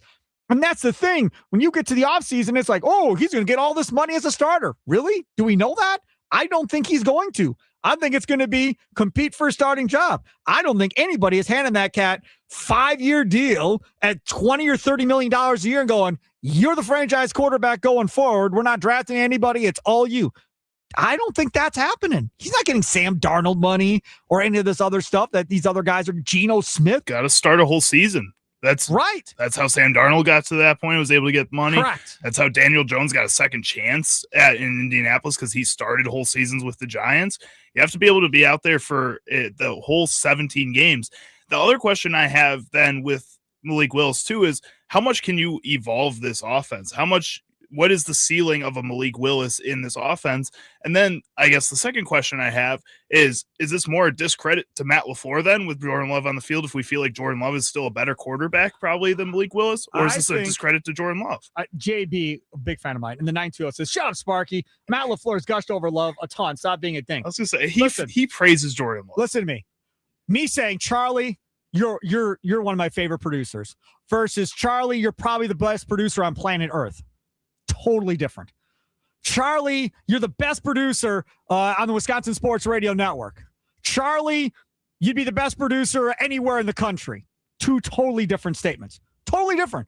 I love Charlie. Charlie's my guy. But saying one versus saying the other is not the same thing. And he has not at any point ever said, I'll take him up against anybody. On any one of his traits with Jordan Love, I don't recall. Maybe you can find the quote. I don't remember him ever saying this. And it's not a knock on Jordan Love. I'm just saying I don't think LaFleur's ever said that, probably because Jordan Love doesn't have a specific trait that puts him in that category at the end of the day. He is what he is. He has what he has. That's what God gave him. That's what he's working with, right? So just to clear that up, JB, I'm not trying to offend you or Jordan Love. Just trying to explain the fact that what he said about Malik Willis is an eye-popping statement for any coach to say about a quarterback. Well, and I also feel like from what we've heard from Matt LaFleur and analyzing almost all of his press conferences since I started here with Wisconsin Sports Radio Network is that he's very strategic with how and when he chooses to praise people or not praise people if he doesn't want to talk about somebody. I think Jordan Love has shown throughout his career with the Packers that he honestly does better when he's not getting all that attention, when he just kind of can work through it himself, and Matt LaFleur is just kind of giving him what he needs at those press conferences. Malik Willis, I think, is kind of in a position here where Matt LaFleur is looking at the situation going, you know what? Jordan Love is week to week right now with this concussion. We don't really know where he is. Malik Willis may have to be an important part of this playoffs, and he works better when I do give him this praise. So maybe I will go out there and overpraise him. I think, yes, there is a difference between the two ways you said that and talking about the best producer versus the best producer in the world. But also, I think the feeling that you get from it as a player, to me personally, is the same. I don't get more hyped because you said I'm the best one in the world versus the best one at this station. I just feel like I'm happy that you're giving me that praise in general. Sure. So Jordan Love should be happy getting the praise that he gets. I think so, agree. yeah. Let's go over to the Dugout YouTube chat. Mark has one up there, the most recent one on Malik Willis. What does that say? Malik Willis' offense is better. I wish he was utilized more during this year and maybe use him in the red zone where the Love offense stalls. When Jordan Love gets back to running this offense again, you're going to see, and it's clear as day. He's not running the same stuff. He's just not. And furthermore, can you remember many games this year where they completely abandoned the run and let Love throw the ball? I mean, Malik Willis was throwing the hell out of that ball yesterday, and there wasn't much of an attempt to really get the ground game going at any point in that game. I would say the two games I can think of are Dallas and Denver, both of which you kind of needed Dallas. to. Right. And then Denver at the end of the game, Yep. they just kind of abandoned the run because Josh Jacobs just couldn't stay on the field. Correct. But that was surprising to me as well, Mhm. because I really didn't think they go, all right, Malik, go be a quarterback, go be your guy, because he has not done that with Malik Willis to this point. The question is this: which offense do you like more? The one with Malik Willis or the one with Jordan Love? Both score points, right? Neither one is bad. They both score a ton of points. So the question is, which one do you prefer? Nicolay Law talking text line 414-677-1250. You know where I think the struggle is? What's that? I think the struggle is with people is that they feel like they're cheating on Jordan Love if they say something positive or get excited about what Malik Willis looks like, right? Like, oh man, I don't trust my guy. Oh man, I don't love my guy. Pun intended. I don't love my guy because I'm praising Malik Willis and I like how Malik Willis looks and so forth. There is something to the idea of when you have a guy that can run like Malik Willis and has an arm like Malik Willis, that is a bigger problem versus a guy that cannot run nearly as well. And I don't care what defense you are.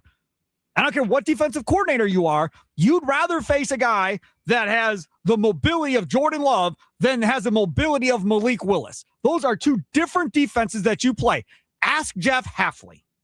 Oh, 100%. I think going into games like this, you have to be more cautious of his running ability. But I also think throughout the majority of a season, when you have more film on a guy like this, you know his tendencies more. I do think you can get more confident. Yeah, it may put you on your toes a little bit more, but if you see him for a longer period of time, you're going to know what you're going to get out of a Malik Willis, and it may not be as much of a threat then.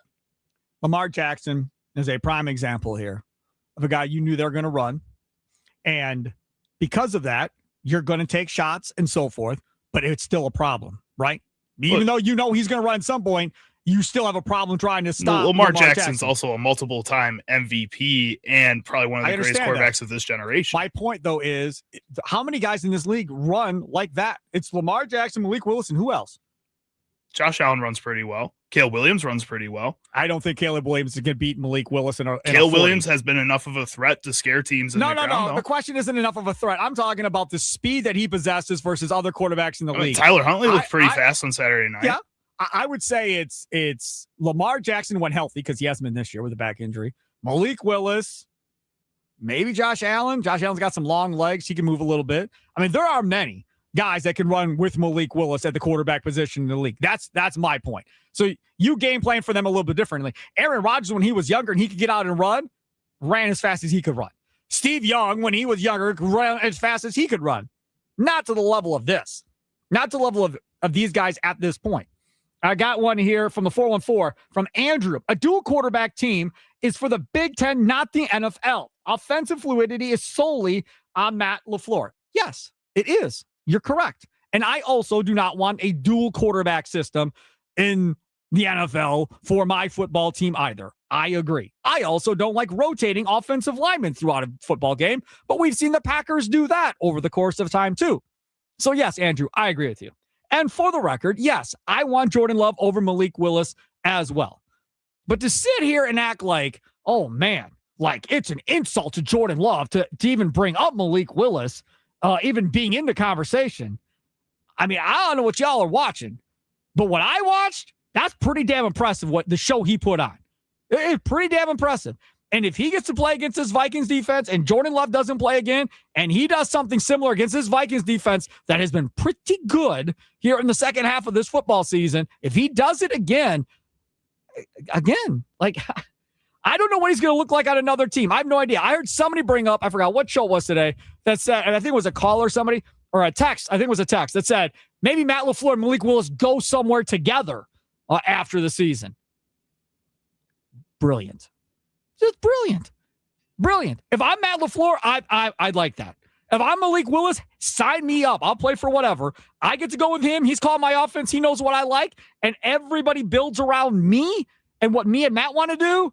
That is an ideal situation for Malik Willis. I think so. But I also think if they both go and do that and go to like the Jets and it doesn't work out again like all the other Jets, I think they both don't get back to this point. Man. I mean, there's exceptions to every rule. The Jets are the Jets. And nobody should ever they go to Las Vegas. What if they go to Miami? If they go to Miami and it doesn't work out, I feel like that's too much of a gamble for Matt LaFleur to follow Malik Willis with that. All depends on how much he believes in Malik Willis. That's true, too. And only he knows what the answer to that is.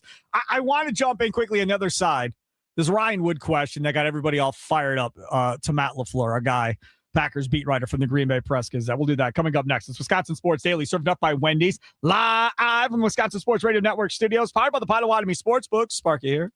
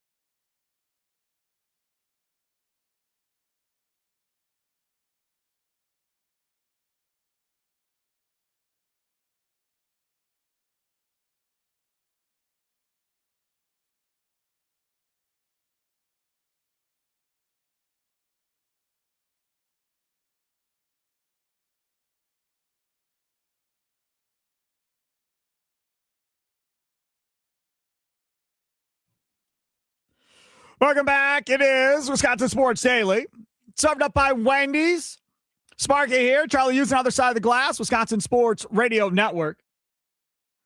I want to play this question from Ryan Wood and how this all played out yesterday. It's hard to ignore the way that he is playing. Is there any consideration that he might give you a better chance to win right now with Jordan?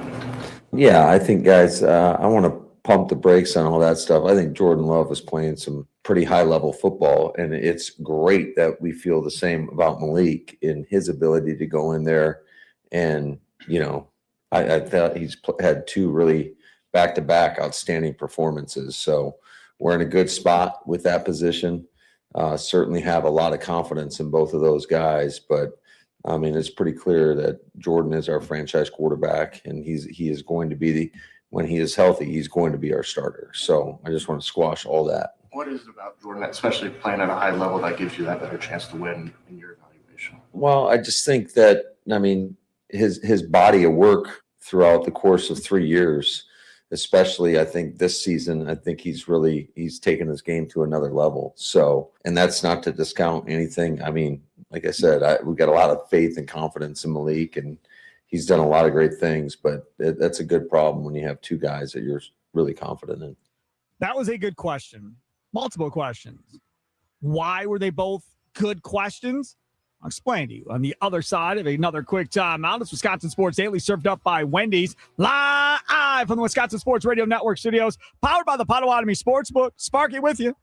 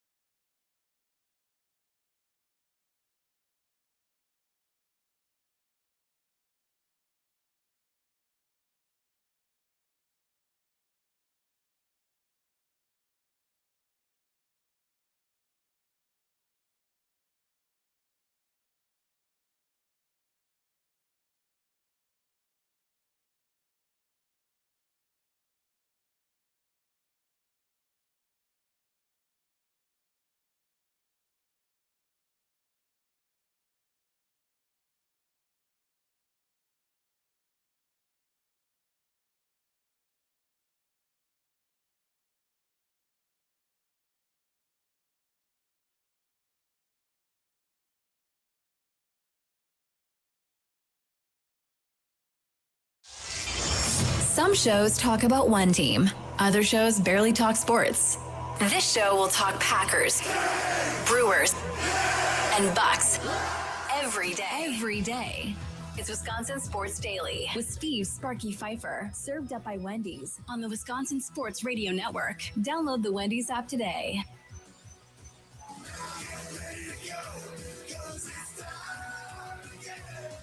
We are live from the Wisconsin Sports Radio Network studios, powered by the Potawatomi Sportsbook. This Tommy Wirtz guy is something, boy. I'll tell you what, Charlie Wirtz. I'll tell you something. He's sitting I'm over Charlie here. Usen, not Charlie Wirtz. Charlie Wirtz, it's the same thing. Charlie Wirtz, Tommy Usen, it's all the same. Charlie Usen and Tommy Wirtz over here on the couch, waiting to do his Wisconsin Sports wrap-up all, cuddle up, snuggle in a bug, in a bug in a rug over there with his little Cozy, blanket, yes. cozy, right? And he's over there talking about, hey, babe, when we start making some money over here, we get some heaters in the couch or whatever else. And I was like, yeah, I'd be all right having some reclining couches with some drink holders and stuff in there. Maybe a little L sectional or whatever. Yeah, we could get the station logos put into the cushions and stuff. So do you think that would be like, oh, that's cool, man. That's awesome. No. Hey, man, what if we had dual couches, like one on one level, one on another level? That'd be pretty sick, too. Just always just asking for more, He's more. an idea man. He is an idea man. Can't take that away from him. No, you're right. You are right. Yes, he is an idea man. And I appreciate his ideas, your ideas, everybody's ideas. I have ideas on Ryan Wood and the question that he asked. So I will do that right here, right now. It's time for your green and gold update on Wisconsin Sports Daily, powered by the Potawatomi Sportsbook on the Wisconsin Sports Radio Network with Steve Sparky Pfeiffer.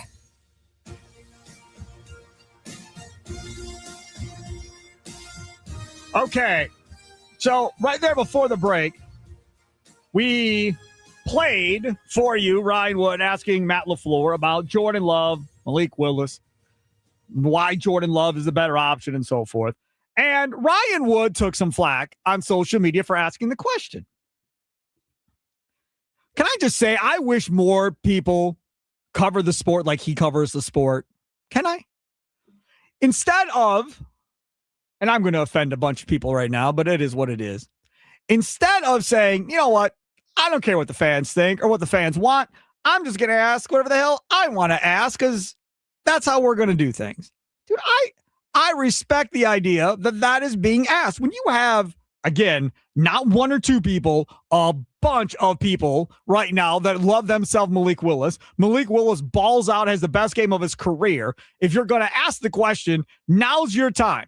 And those people that are all about Malik Willis and everything else got to hear Matt LaFleur, not a writer, tell them why they're an idiot or why they're wrong, but they got to hear Matt LaFleur's response to asking about Malik Willis versus Jordan Love and why Jordan Love gives them a better chance than Malik Willis based on what Matt LaFleur had to say. Again, versus a beat writer or somebody that covers the team just saying, you're an idiot, you don't know, and then moving on and dismissing you left, to the right side. No, I'm not going to give you an answer. We're just going to move on because that's what we're going to do. Dude, I respect it. I thought it was brilliant. I loved it. Not because Ryan Wood's my guy, but just in general. There isn't enough of that, in my opinion, that happens in general most of the time. You don't get you see what the fans are saying on social media, but very rarely does that translate over to somebody asking the question. Now, that does not mean Ryan Wood thinks Malik Willis should be the starting quarterback and not Jordan Love. He's asking the question essentially because of all the love that Malik Willis is getting on social media. That is fine. I'll give you another example of it. Last night, this is wonderful. I'm still getting responses to this question. And we are going to do it as a topic today. We'll hold it till tomorrow. I put on social media last night. So if, in capital letters, the Packers decide to move on from their current head coach, how much faith do you have that they can find a play caller on the same level as Ben Johnson or Kyle Shanahan? Okay. Not that hard. Yeah. 43 responses, most hate. Most just anger and hate, right? This Brian L. guy at MPLS Badger responded back this afternoon. What a dumb bleeping question. Also guarantee they end up with a worse play caller than Matt LaFleur. This is the nice thing that I like about this, is that when you ask a question, people on social media assume what side you're on of the question. Now, Brian must not listen to the show or whatever and know that I'm a Matt LaFleur guy. But either way, you must just assume, oh, he must want to get rid of Matt LaFleur asking that dumb question. What an idiot he is.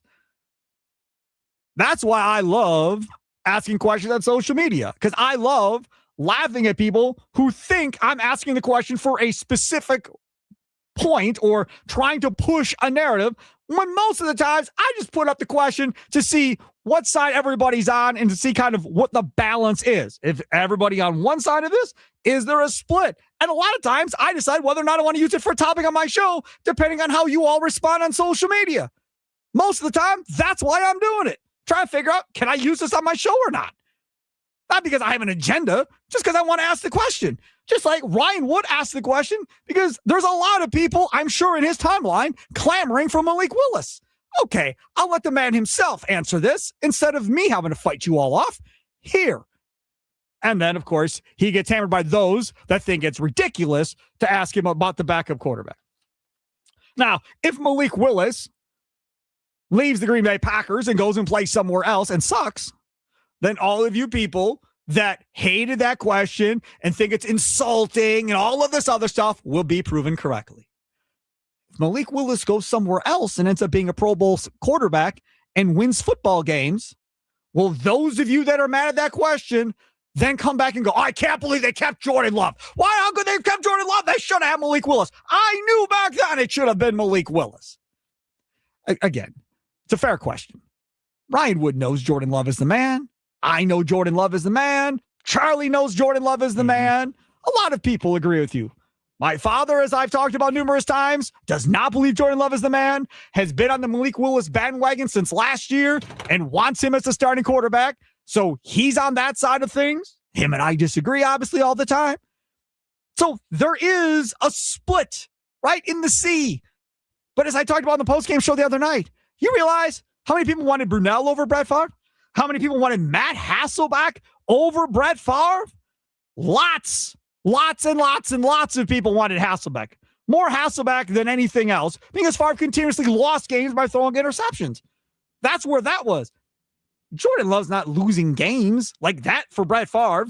And Hasselbeck didn't even get to play in regular season.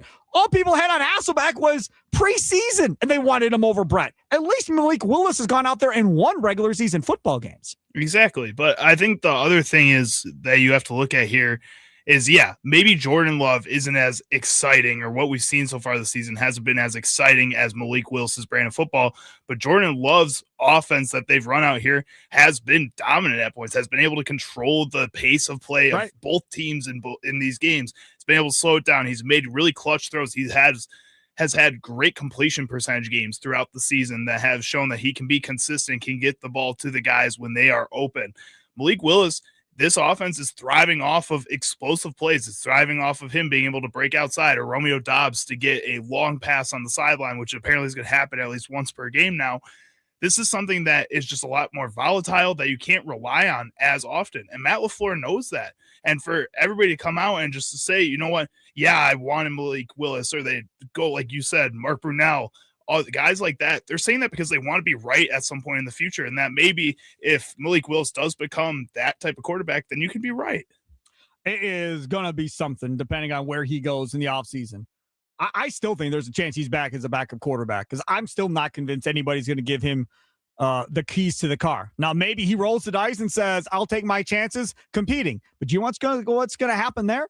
He's going to go somewhere, sign as a free agent in March, and then the draft's going to come at the end of April, and that team's going to take a quarterback early, and then he's going to be the bridge guy, more than likely, and then lose the gig probably after a year, and then the starting guy that they just drafted comes in. That's how I see this going.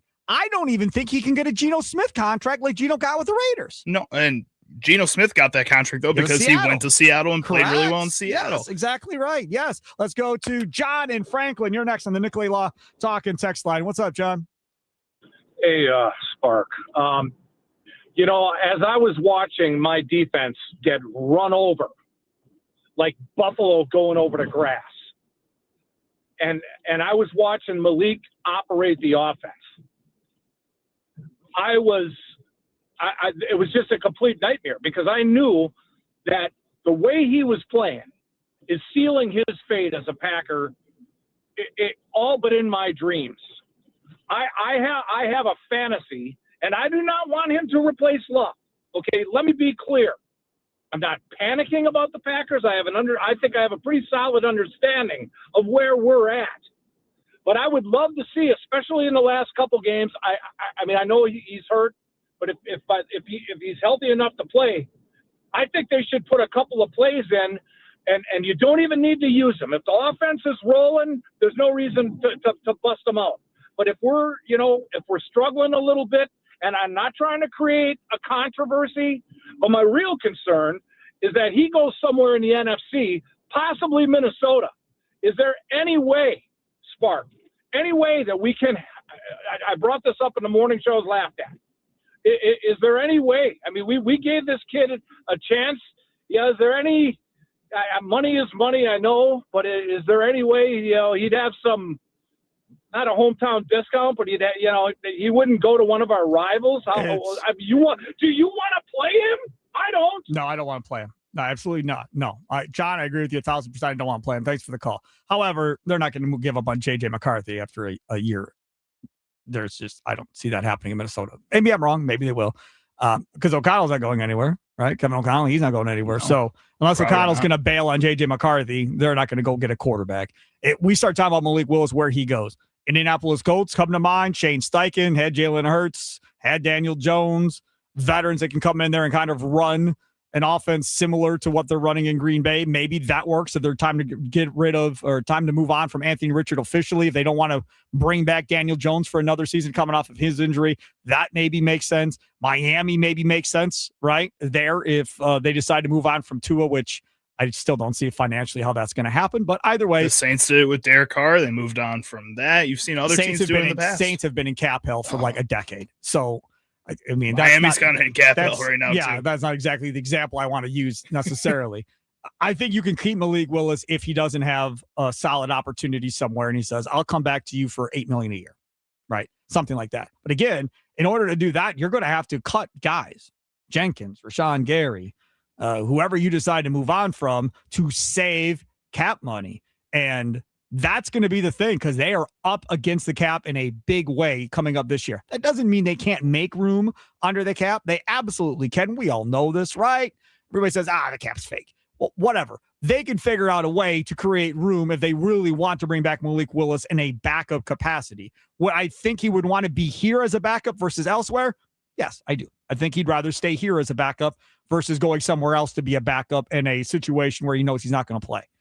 But if he thinks he has a legitimate chance to start somewhere, I think he's going to take that versus staying as a backup. Well, and he should. That's how any player in the NFL should think about their career. If you can have an opportunity to go and show who and what you can be, then you should go and take that.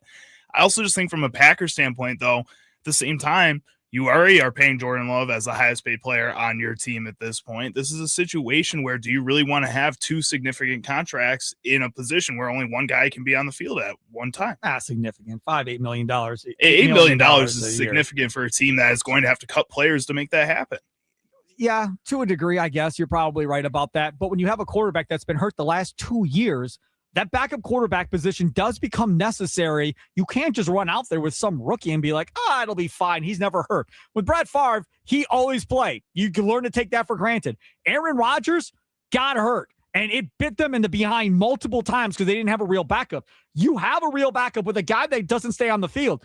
That has to be a position filled. So if it's not going to be Malik Willis as the backup, it can't be Clayton Tune either. No. So they're going to have to go find a veteran quarterback, not a rookie, a veteran quarterback to back up Jordan Love going forward if it's not going to be Malik Willis. Got to be somebody who has that type of experience. You got to go and try to get a Jacoby Brissett, a Mac Jones, those types of players who have proven they can be suitable starters when the original starter goes out. Neither one of them I would take over Malik Willis. Probably not, but if they're going to be cheaper, if you're going to be able to make room easier for those guys, then yeah, you kind of have to. That very well could be what ends up happening at the end of the day. That I agree with you.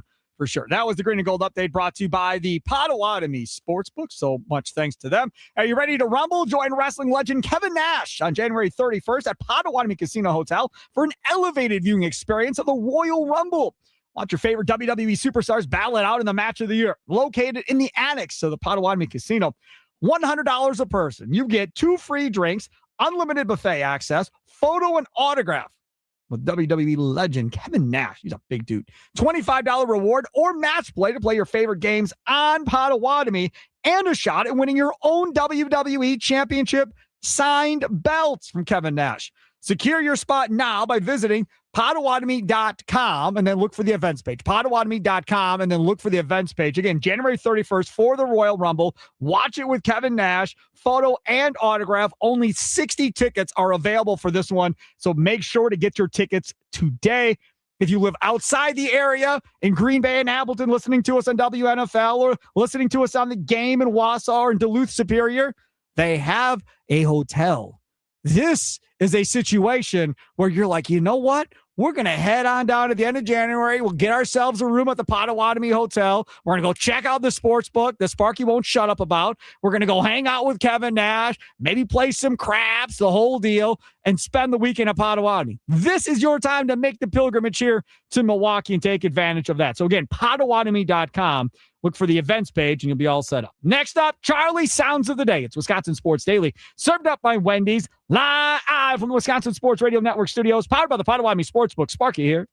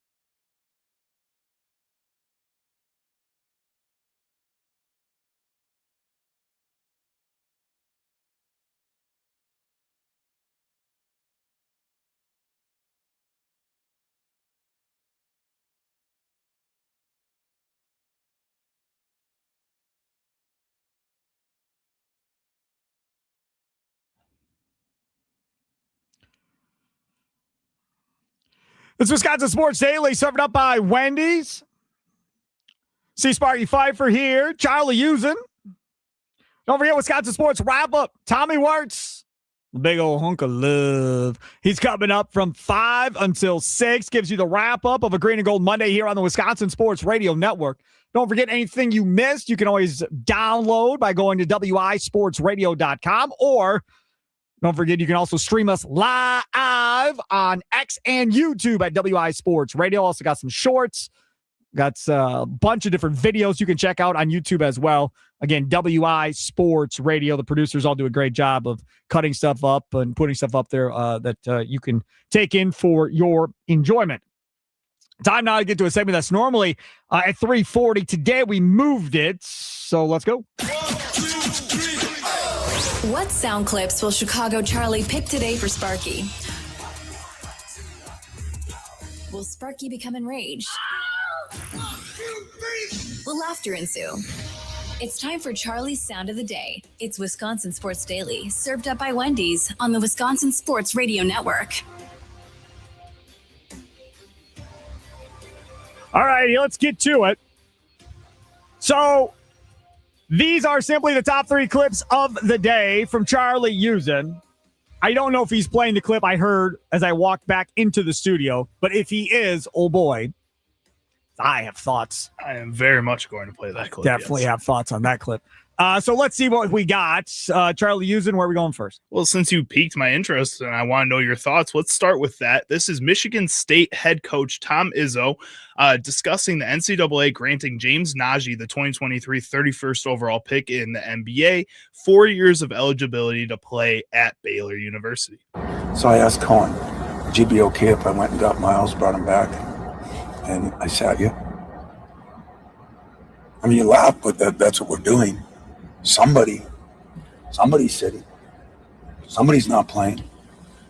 You know, I just don't think that's fair for the players. I mean, some of them, worked their butt off to get to this position, and maybe things didn't go right. I'm a little surprised. I got to call into Scott. I'm anxious to see what he tells me. I mean, I'm not saying that we're holier than thou art or anybody should not do this or that, but if we're dipping into that one, if it's like I'm reading or hearing, I don't read it because I don't go on Twitter, but when I'm hearing, and now we're taking guys that were drafted in the NBA and everything, I said it to you a month and a half ago. Come on, Magic and Gary, let's go, baby. Let's do it. Why not? I mean, if that's what we're going to, shame on the NCAA.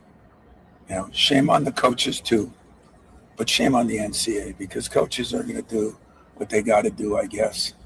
But the NCAA is the one, those people on those committees that are making those decisions to allow something so ridiculous and not think of the kid.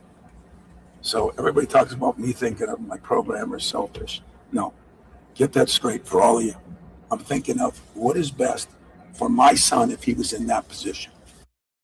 This is interesting because he referenced Scott Drew, the Baylor head coach, who responded today. And I'm not going to read all the quotes. It's on ESPN. I'm not going to read all the quotes. He pretty much just said, hey, man, I'm just playing with whoever they tell me I can play with. Don't be mad at me because there's not a collective bargain agreement and there are no hard, fast rules. I'm trying to find how I can bring in players to make my team better. And just like this whole G League thing where they apparently can come back and play now, this was another thing with international players. There have been women in college basketball right now that were drafted to the WNBA. They're international players that are now playing college basketball. And how about this? Let's say you have a player that you draft, don't sign, stays overseas. That player now goes play at Wisconsin for 4 years. Guess what? The team that drafted him after those 4 years still hold that player's rights. So that player doesn't go back in after they improve their stock or whatever. They still go back in that same salary slot that they would have been for that same NBA team at that point. Secondly, if that player is playing well in college and that team goes, you know what? There are other NBA teams right now, man, you got to steal. Now that becomes a piece that you can now move in a trade because you didn't have them anyhow. to somewhere else. Like he's a first-round pick or higher first-round pick that can come in and play for another team. So you actually benefit from that too. From an NBA perspective, it's beautiful. No harm, no foul in the NBA. I think they love this stuff. In college basketball, if your kid's in high school or younger, y'all are screwed. Mm-hmm. Y'all are screwed because they're going the JUCO route. They're going other D1 with the transfer portal stuff. And they're going international and former players, right? That can come back and play that have college eligibility. So from that perspective, all these high school kids that could have been D1 are no longer going to be D1. So now the best way to go about it, if I was a parent of a kid that had that much talent, would be, son, we're going to find a JUCO to go play at, and you're going to go dominate, and then we'll find our way to a Division I school at that point. I still think that's the best way to do baseball.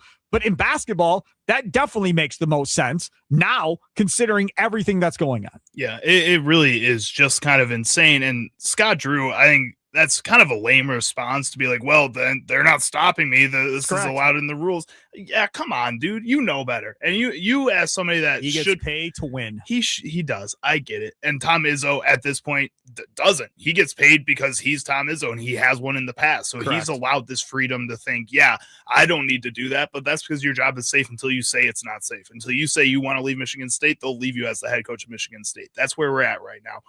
And I get it from that point. But at the same time, I do think that, yes, as much money as you can make being the head coach of Baylor, especially, you could also go somewhere else to a smaller school and still make a lot of money and still have that probably initial dream that you had as a head coach of a college basketball team to help mold these players into future draft picks, to be the guys that you are now giving the money to already. That guy's already been there and done that and lived that dream. So let him keep chasing that dream in a different way instead of dragging back here and putting other people's dreams on hold. It's just weird. It is weird. But if that guy that's coming back to play at Baylor now puts on a show for 2 or 3 years and improves his stock, like I said, everybody's going to do it.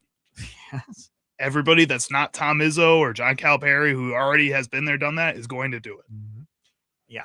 So, all right. So that's one. Let's go to two. Next up, we're going to head over to the Bucks game that happened Saturday night, which for once the Bucks had a good night and the Packers didn't. It feels like the first time in forever. But Giannis ended that game with a big windmill dunk that the Bulls took offense to. This is the call from CHSN, the Bulls Network, because I like the way they called it.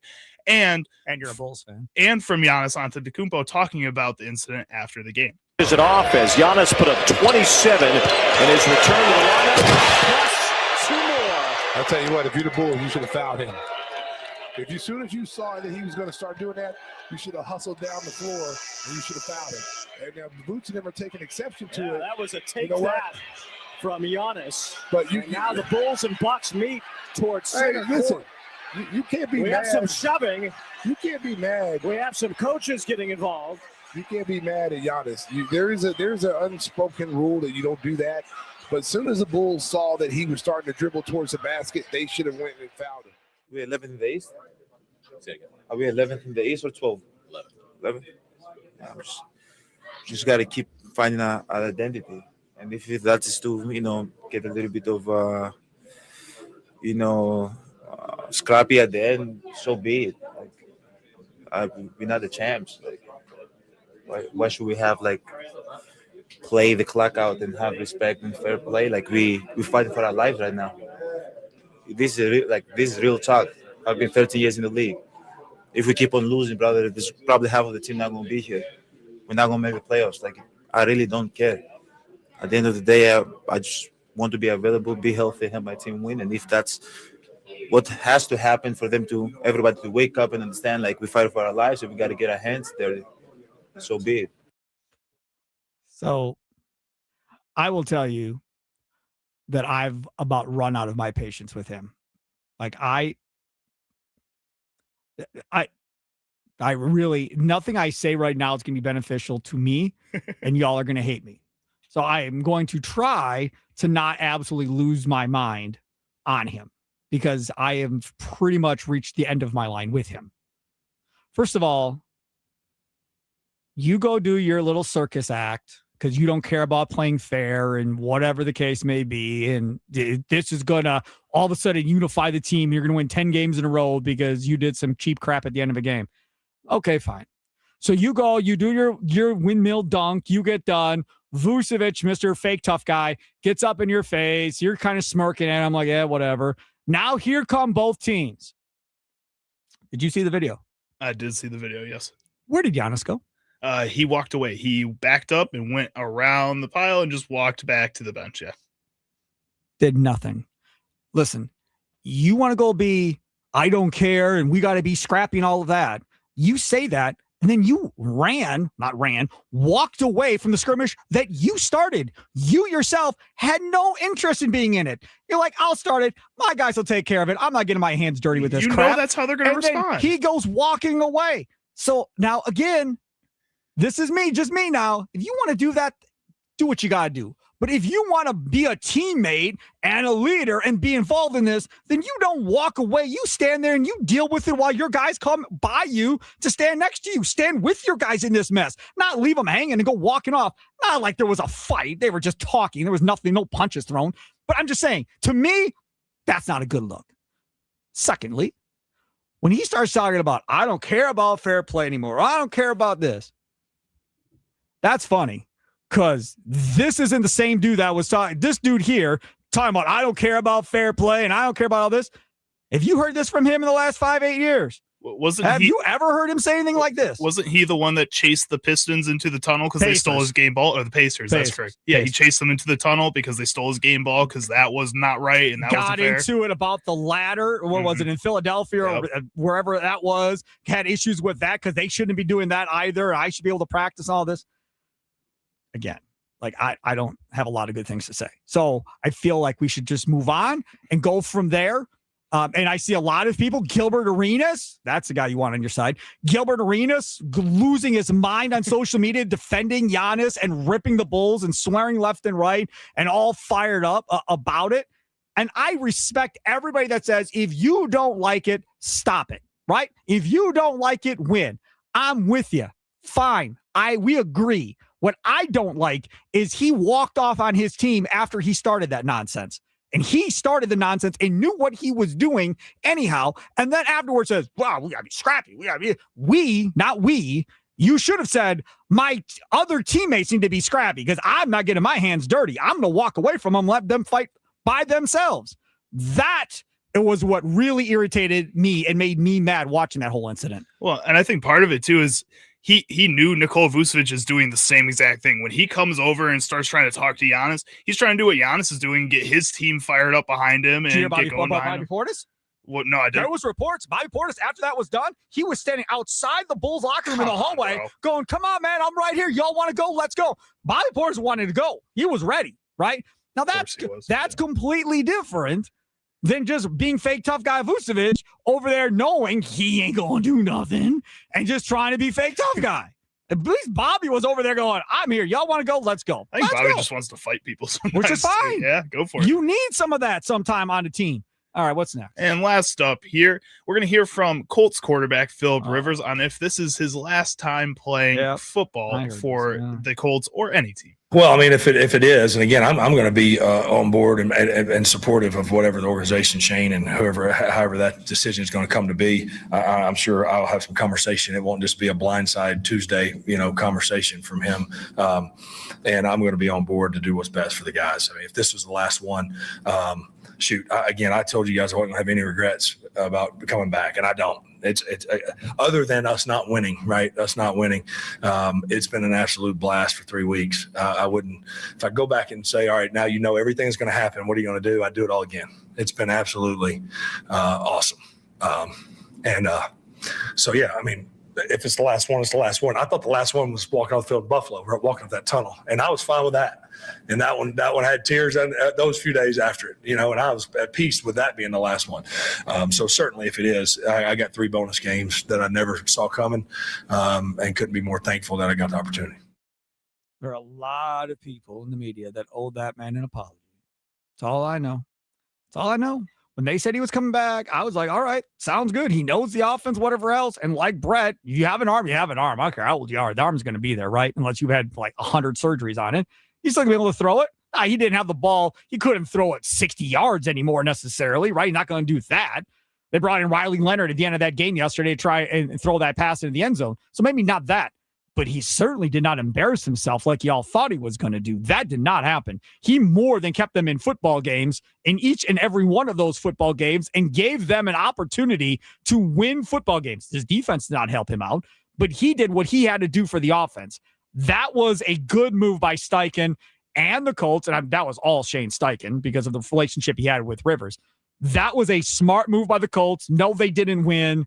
That part of it obviously sucks for Steichen and Rivers that they couldn't get any wins out of it, but it was definitely not the embarrassing move that everybody thought it was going to be when they decided to do it. No, they went 1-7 in those last 8 games on issues other than Philip Rivers, and that is not how I thought it would go down. I thought the last 3 games would be lost because Philip Rivers was in there at quarterback. I didn't think he would make it through 1 game, let alone 3 of them. I mean, kudos to him. Kudos to Steichen for making it work. Sauce Gardner, who they traded a boatload for, like the Packers did for Micah Parsons, he's been hurt, so that's not helped that Colts secondary by any stretch of the imagination. How about this? Sauce Gardner, when he was traded to the Indianapolis Colts, his team was 1-7. Since Sauce Gardner ended up with the Colts have gone 1-7 since Sauce Gardner got to Indianapolis. That's so brutal, man. I would be so sad at the end of the season if I was Sauce Gardner. He wasn't. He was laughing and having a good time. I know he is because that's who he is. He didn't care. Whatever. I would be distraught. I'm going to do my thing. And see, that is part of the other thing that I think fans just miss a lot sometimes, which is not all these guys care like you care about a win and a loss. They care about their check. They don't care about wins and losses nearly as much as a lot of you fans do. And especially when you get into NBA and baseball and hockey, where there are so many freaking games in the season, they really do not care as much as you do on a game in, game out basis for an entire season. Some do. Yes, some do. But I would say at least half, probably more, do not. That's a game, whatever. We'll be fine. And they go out, they do what they got to do, and then come back the next day. It doesn't eat them inside, and they can't sleep that night or whatever the case may be. You got some fans, like Brandon Snide on 9 to noon with John Kuhn, eats his heart out after a loss. Days are ruined in that man's life going forward because the Packers lost a football game.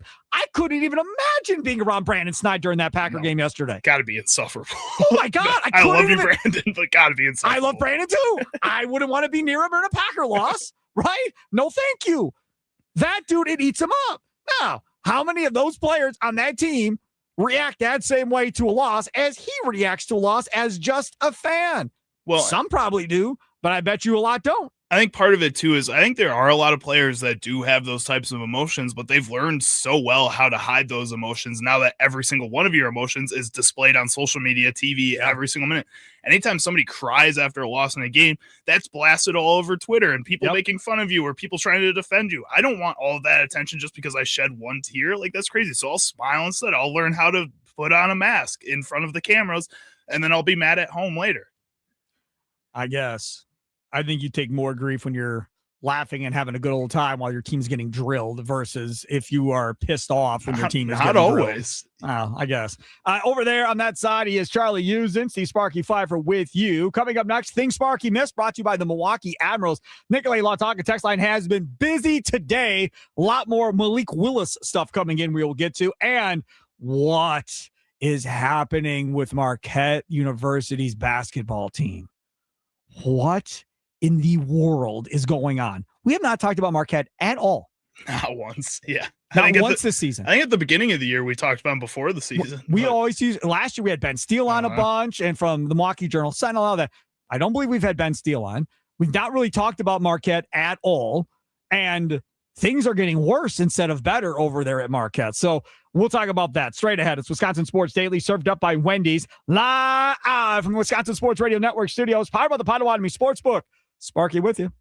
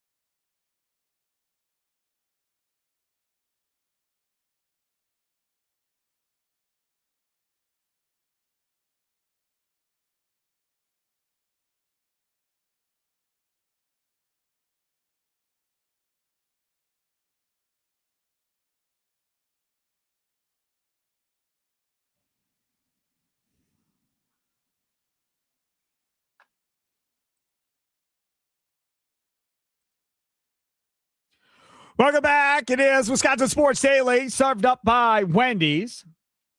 Sparky with you. Charlie Hughes, other side of the glass. Still to come, Wisconsin Sports Wrap-Up from 5 to 6. Tommy Wirtz gets you the best of what happened on the network today. Gets you ready to roll going forward. Don't forget tomorrow morning, 6 a.m. to 9 a.m. Inside Wisconsin Sports, Trevor Thomas, Josh Albrecht. 9 to noon with John Kuhn and Rami Makloff tomorrow. John Kuhn off, so it'll be Rami and Brandon Snide. Jacob Westendorf, he will join the show. And looking forward to hear what Jacob Westendorf had to say about that Packer game. He's on tomorrow at 10 o'clock.